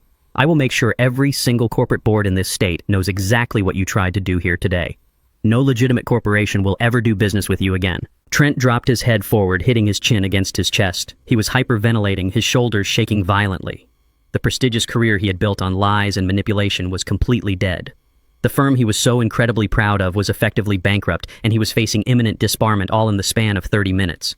But losing his career was no longer his biggest problem. The sudden violent buzzing noise cut through the heavy silence of the room. It was coming from the inside pocket of Trent's ruined suit jacket. The phone vibrated intensely against his chest. It sounded like an angry hornet trapped inside a glass jar. Trent froze. His entire body went completely rigid. He stopped crying. He stopped breathing. He knew exactly who was calling him. He knew exactly what time it was. One of the security guards reached into Trent's pocket and pulled out the vibrating cell phone. The guard looked at the blank screen and then placed the phone face up on the polished mahogany table directly in front of Trent. The screen was flashing brightly. The caller ID did not show a name. It only showed a restricted number. But Trent did not need a name to know who was on the other end of that line. I raised my left arm and slowly pulled back the cuff of my worn leather jacket. I looked at the face of my old analog wristwatch. The second hand ticked past the 12. It was exactly 12:30 in the afternoon. That would be the Russo brothers, I said, my voice perfectly calm, cutting through the tension of the room like a surgical blade.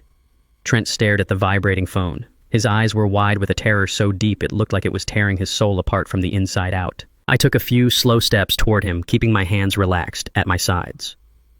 You see, Trent? I continued, my voice echoing in the quiet room. I knew you were trying to close this deal quickly because you had a massive debt. You owed the Russo brothers $3 million, and the absolute deadline was tomorrow. But you made a very critical mistake. You thought you were the only person in Detroit who knew how to leverage a timeline to force a surrender. The phone stopped buzzing for 3 seconds. Then it immediately started buzzing again. The men on the other end of that line were not going to stop calling. I have a very good friend named DeAndre, I told Trent. He is a man who knows exactly how to spread a rumor in the right places. Early this morning, DeAndre made a few phone calls to his contacts on the east side. He let the Russo brothers know that you were attempting to close a multi-million-dollar tech deal in secret. He told them you were planning to take the money and flee the country before the deadline. Trent let out a high-pitched gasp. His chest heaved violently as he desperately tried to pull air into his lungs. No, he whimpered, his voice breaking into 1,000 pieces. No, you did not. You did not tell them I was here. I looked down at him with absolutely zero pity. I told them exactly where you would be, Trent. I told them to come to the Apex Dynamics corporate tower. I told them to wait right down there in the main lobby. They have been waiting by the front glass doors since noon. The reality of my words slammed into Trent with the devastating force of a falling building. The mafia was not waiting for him at his luxury penthouse.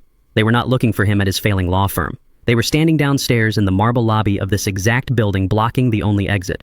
He was entirely trapped in a glass tower, and the Reapers were waiting for him on the ground floor. Trent completely broke. He leaned forward over the mahogany table and started sobbing uncontrollably. It was a pathetic, ugly sound. He cried like a frightened child, realizing the monster in the closet was entirely real. He begged the chief executive officer for help. He begged the corporate lawyers to call the police. He begged the security guards to let him stay in the boardroom forever. Please. Trent sobbed, his tears dripping down his nose and splashing onto the polished wood. Please do not make me go down there. They are going to kill me. They are going to break my legs and throw me in the river. Call the police. Have me arrested right now. Please put me in jail. I will confess to everything. It is better than going down there. The chief executive officer looked at his security team. He did not show an ounce of compassion. Escort Mr. Sterling out of the building, the executive commanded, his voice completely devoid of any mercy. Take him down the executive freight elevator and leave him at the front doors. He is no longer our problem. The two massive guards grabbed Trent by his shoulders and hauled him roughly to his feet. Trent kicked and screamed, dragging his expensive Italian shoes across the thick carpet. He pleaded for his life, offering to give them anything they wanted, but the guards ignored him entirely. They dragged him toward the heavy oak doors, pulling him completely out of the boardroom. His desperate, hysterical screams echoed down the long corporate hallway, fading slowly until the heavy steel elevator doors finally closed and silenced him forever. The boardroom was quiet again. The executives began silently gathering their files. The multi-million-dollar transaction was officially over. Then I heard a loud, desperate thump behind me. I turned around slowly. Nia had collapsed entirely onto the floor. She had watched her wealthy husband get dragged away to his inevitable violent doom, and she knew she was completely next. She had co-signed those mafia loans. The Russo brothers knew her face. They knew she was part of the stolen $3 million. Without Trent to hide behind, she was completely exposed. Nia crawled across the plush carpet. She did not care about ruining her expensive designer dress. She did not care about her pride or her dignity in front of the wealthy corporate lawyers. She reached out with trembling, manicured hands and grabbed the fabric of my pants. She gripped my legs so tightly her knuckles turned entirely white. Dad, she wailed, tears streaming down her face, ruining her perfect makeup and leaving dark streaks on her cheeks. Dad, you have to save me. Please, Daddy, please. You cannot let them do this to me. I looked down at the top of her head. I felt the heavy weight of her hands on my legs, but I felt absolutely no emotional connection to the woman kneeling on the floor, weeping at my feet. Please, Nia begged, her voice completely hysterical and broken. I do not want the millions anymore. I do not want the house. Just give me $100,000, Dad. Just enough to pay the interest to the mob. Just enough to buy my life back so I can run away and hide. You have $5.6 million. $100,000 is absolutely nothing to you. Please protect your little girl. She looked up at me. Her face was a mask of pure, desperate terror. She was trying to play the role of the innocent little girl who needed her strong father to chase the monsters away. She thought that because we shared the same blood, I would automatically reach down and pull her out of the fire she had started herself. She wanted me to use the money my autistic grandson had earned through his own brilliant suffering to pay off a mafia debt she had incurred out of pure selfish greed. She wanted me to reward her ultimate betrayal. I looked at her hands gripping my clothes. I looked at the corporate lawyers watching the brutal family scene unfold with quiet fascination. Then I looked all the way across the massive room at Jamari. The boy was standing quietly by the door, holding his faded canvas duffel bag tightly against his chest, waiting for me to take him home to a safe, quiet place. I turned my cold eyes back down to Nia. The time for talking was completely over. The downfall was absolute, and I was not going to stop it. The heavy oak doors of the boardroom closed, and the muffled sounds of Trent screaming in the hallway completely disappeared. The silence that fell over the massive glass room was absolute and suffocating. The chief executive officer and the sharp corporate lawyers sat perfectly still at the polished mahogany table. They were wealthy people who dealt with numbers and contracts, but they were completely paralyzed by the raw human destruction unfolding right in front of them. Down on the plush carpet, my biological daughter, Nia, was still gripping the fabric of my pants. Her tears were soaking into the worn material. She was sobbing loudly, her shoulders shaking with the terrifying realization that her wealthy husband was gone and the mafia was coming for her next. She looked up at me with her makeup ruined and her expensive designer dress crumpled on the floor. She kept begging me to save her. She kept using the word family as if it was a magical spell that could instantly erase all the terrible things she had done. She told me she was just a victim. She swore she did not know how evil Trent really was. She promised that if I just gave her a fraction of the millions my grandson had earned, she would run away and start a new honest life. I looked down at her, and I tried to find a single trace of the little girl I had raised in Detroit. I tried to feel a spark of fatherly instinct that would make me reach down and pull her up from the floor. But there was absolutely nothing left inside my chest. The space where my love for her used to be was completely empty. I looked at her crying face, and my mind flashed back through the last 11 years. I remembered the cold winter nights when the power went out and I had to wrap Jamari in 3 heavy blankets to keep him from shivering. I remembered the days I worked double shifts at the bus depot with a terrible pain in my knees just to pay for his sensory therapy sessions. I remembered the absolute silence of the house on holidays when she never bothered to call or send a single card. She did not care if we were starving or freezing or dying. She only came back when she smelled the money. She brought a slick corporate lawyer and a police escort to rip a terrified autistic boy out of his only safe space just to pay off a gambling debt to a local crime syndicate. That is not family, that is a parasite. Dad, please say something. Nia whimpered, her voice barely a whisper now. Please, do not let them kill me. I did not raise my voice. I did not scream at her the way Trent had screamed at Jamari. I slowly reached my rough right hand into the front pocket of my worn leather jacket. I pulled out my old, faded wallet. The corporate lawyers watched my hands, closely wondering if I was going to pull out a checkbook or a corporate credit card. I opened the wallet and looked inside. I bypassed the shiny plastic cards that were completely frozen by the family court judge. I reached into the cash slot. I pulled out the exact same money I had staring back at me when I stood in the pharmacy just yesterday morning, unable to afford my grandson's medication. 2 $10 bills, 1 $20 bill, and 2 crumpled singles. $42. I pulled the $20 bill out of the stack and put the wallet back into my pocket. I looked down at the $20 bill in my calloused hand. Yesterday, this piece of paper was a symbol of my absolute desperation. Trent had engineered my poverty to force me into submission. Now it was the only thing standing between my estranged daughter and the violent men waiting for her in the lobby. I let go of the paper bill. It fluttered slowly through the quiet air of the boardroom and landed gently on the thick carpet right next to Nia's trembling knees. She stopped crying for a second and looked down at the $20 with complete confusion. Take that $20, Nia, I said, my voice dropping to a dead, flat monotone that carried no warmth and no mercy. Walk out the back emergency exit of this building. Take an Uber directly to the downtown police station. Walk up to the front desk and ask them to place you in protective custody. Tell them everything you and your husband did with the stolen client escrow funds and tell them the Russo brothers are actively hunting you. Nia stared at the $20 bill like it was a venomous snake. She shook her head frantically, refusing to accept the reality of what I was saying. No, Dad. She gasped, her hands reaching out for me again. A $20 bill cannot save me. I need the money to pay the debt. The police cannot protect me forever. You have millions of dollars. You can fix this right now. I stepped back, forcing her hands to fall away from my pants. She hit the floor hard, her palms pressing into the carpet. I am not going to fix anything for you, Nia, I told her, staring down at her broken form. You made your choices. You chose the designer clothes and the luxury penthouse. You chose to sign those loans. You chose to treat your own son like a piece of property to be traded for your survival. Now you get to live with the consequences of those choices. You do not get a single penny of his money. The chief executive officer and his legal team remained absolutely silent. They were bearing witness to a judgment that was far more severe than any corporate lawsuit or federal indictment. They were watching a father completely sever the bloodline. Nia began to hyperventilate, her chest heaved, and she let out a long, desperate wail of pure terror. But I have nothing, she cried, burying her face in her hands. They will find me, Alonzo.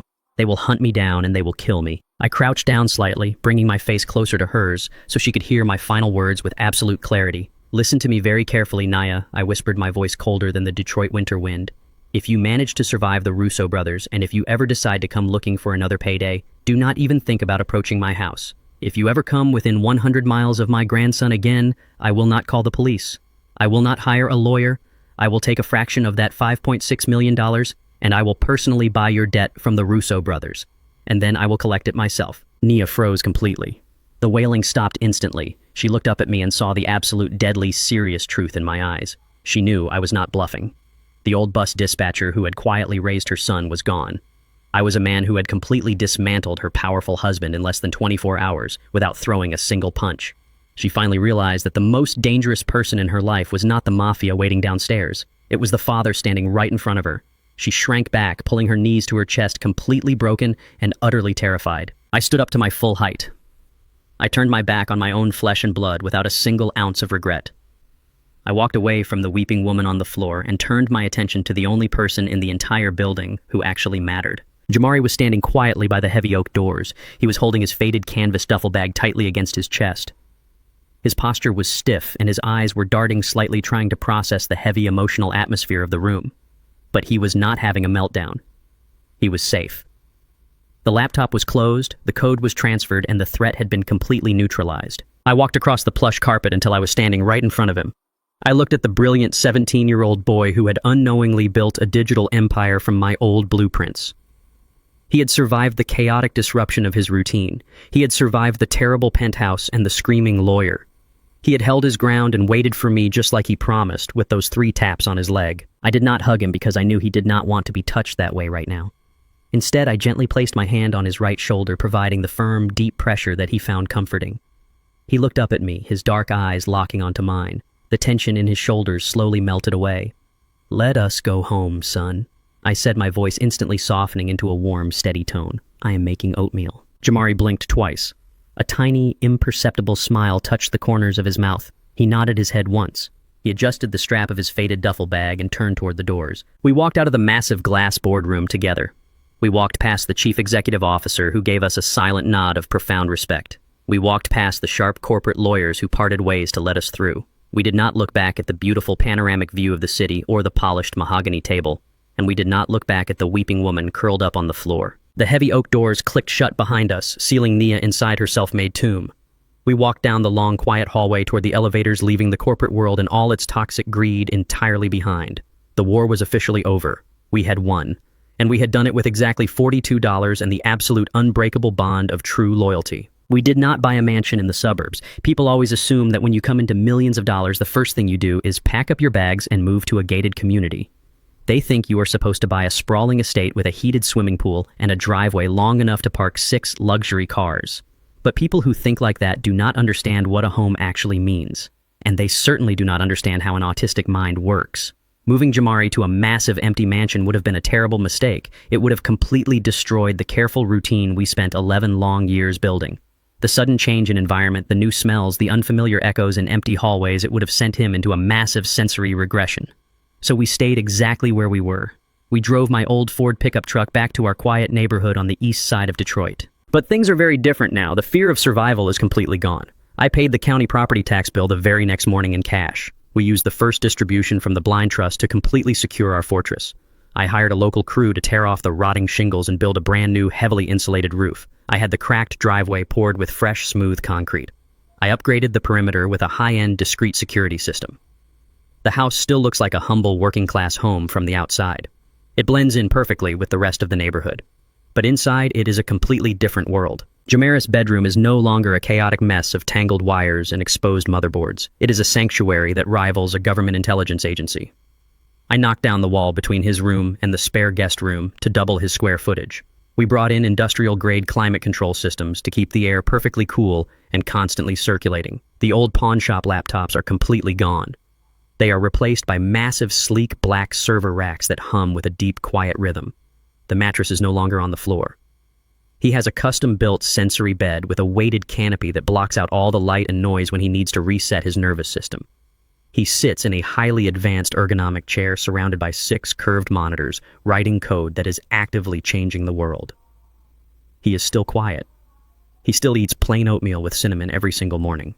But the absolute terror is completely gone from his dark eyes. He knows that his sanctuary is permanent and can never be taken away from him. As for the people who tried to destroy us, the universe has a very precise way of balancing the scales. Trent Sterling never made it back to his luxury penthouse that day.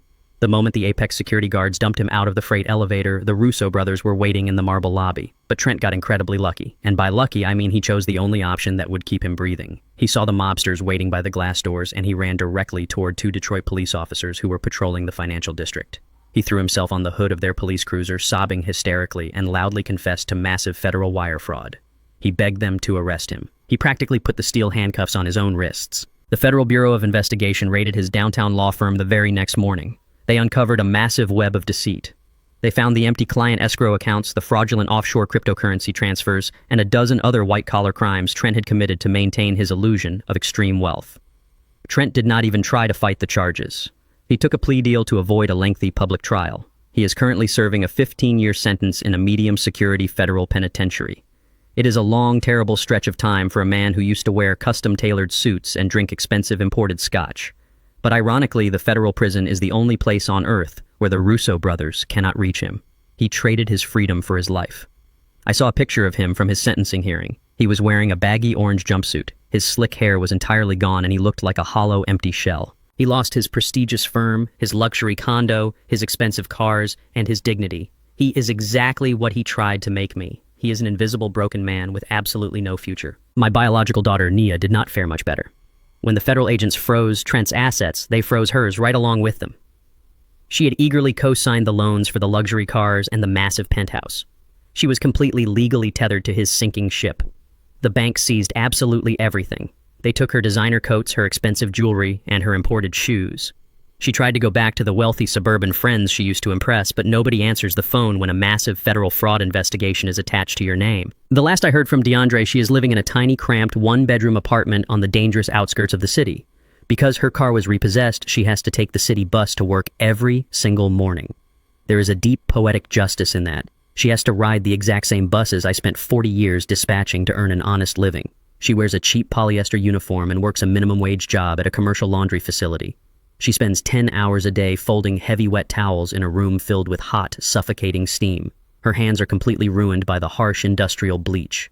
She has tried to call my cell phone a dozen times over the last few months. She leaves long crying voicemails begging for a second chance, begging for just a little bit of financial help. I listen to the voicemails while I drink my morning coffee, and then I press the delete button. The line I drew in the corporate boardroom was absolute. Some bridges should never be rebuilt once they are burned to the ground. It is a quiet Tuesday morning. The sun is just starting to rise over Detroit, casting a pale golden light across my new concrete driveway. I'm sitting on my front porch in a sturdy new wooden rocking chair holding a hot cup of black coffee. The neighborhood is just waking up. I can hear the distant rumble of the city buses starting their early routes. For 40 long years, I controlled those routes. I made sure every massive machine got exactly where it was supposed to go. I managed the chaos of the city. Now I just sit here and enjoy the profound, absolute peace. Down the narrow hallway, I can hear the soft, rhythmic clicking of Jamari's mechanical keyboard. He is working on a brand new algorithm. He told me through his text-to-speech tablet that it is a program designed to help hospitals filter out the chaotic, overlapping noises of emergency rooms so patients suffering from trauma can rest peacefully. He is using his brilliant mind to heal the broken parts of the world, and I am using everything I have to protect him while he does it. We do not need a lot of words to understand each other. When he takes a break, he will come out to the kitchen, tap the counter twice, and I will have his oatmeal ready. That is our routine. That is our perfect, quiet life. I look at the empty street, and I think about the long, violent journey that brought us here. I think about the people who look at a tired old man living on a fixed pension and see an easy target. I think about the wealthy, arrogant predators who believe that a law degree and a custom suit give them the right to steal from the vulnerable. They build their empires on greed and manipulation, and they completely forget that the strongest foundations are built on sacrifice and silent endurance. I look directly at you now. The people listening to my story from wherever you are in the world. I want you to remember exactly how this ended. I want you to carry this lesson with you when you deal with your own family and your own struggles. Blood does not make you family. Loyalty does. They thought because I was old and black I was invisible. They thought because my grandson was quiet he was stupid. We let them think that. Because a lion does not need to roar when the trap is already set. The lesson learned. The greatest lesson from this story is that true family is never defined by bloodlines. It is forged through unwavering loyalty and sacrifice. Toxic people, even your own flesh and blood, will only see you as a resource to exploit when it benefits them. Furthermore, never underestimate the quiet ones or the elderly. Arrogance often dismisses age and silence as weakness, But as Alonzo proved true, power doesn't need to scream. It observes, it plans, and it strikes with absolute precision. When predators try to manipulate the system against you, don't panic. Stay calm, hold your ground, and let their own blind greed become the trap that destroys them. Call to action CTA. If you believe that true family is built on loyalty rather than blood, hit that subscribe button, share this video, and let me know in the comments how you handle toxic people in your own life.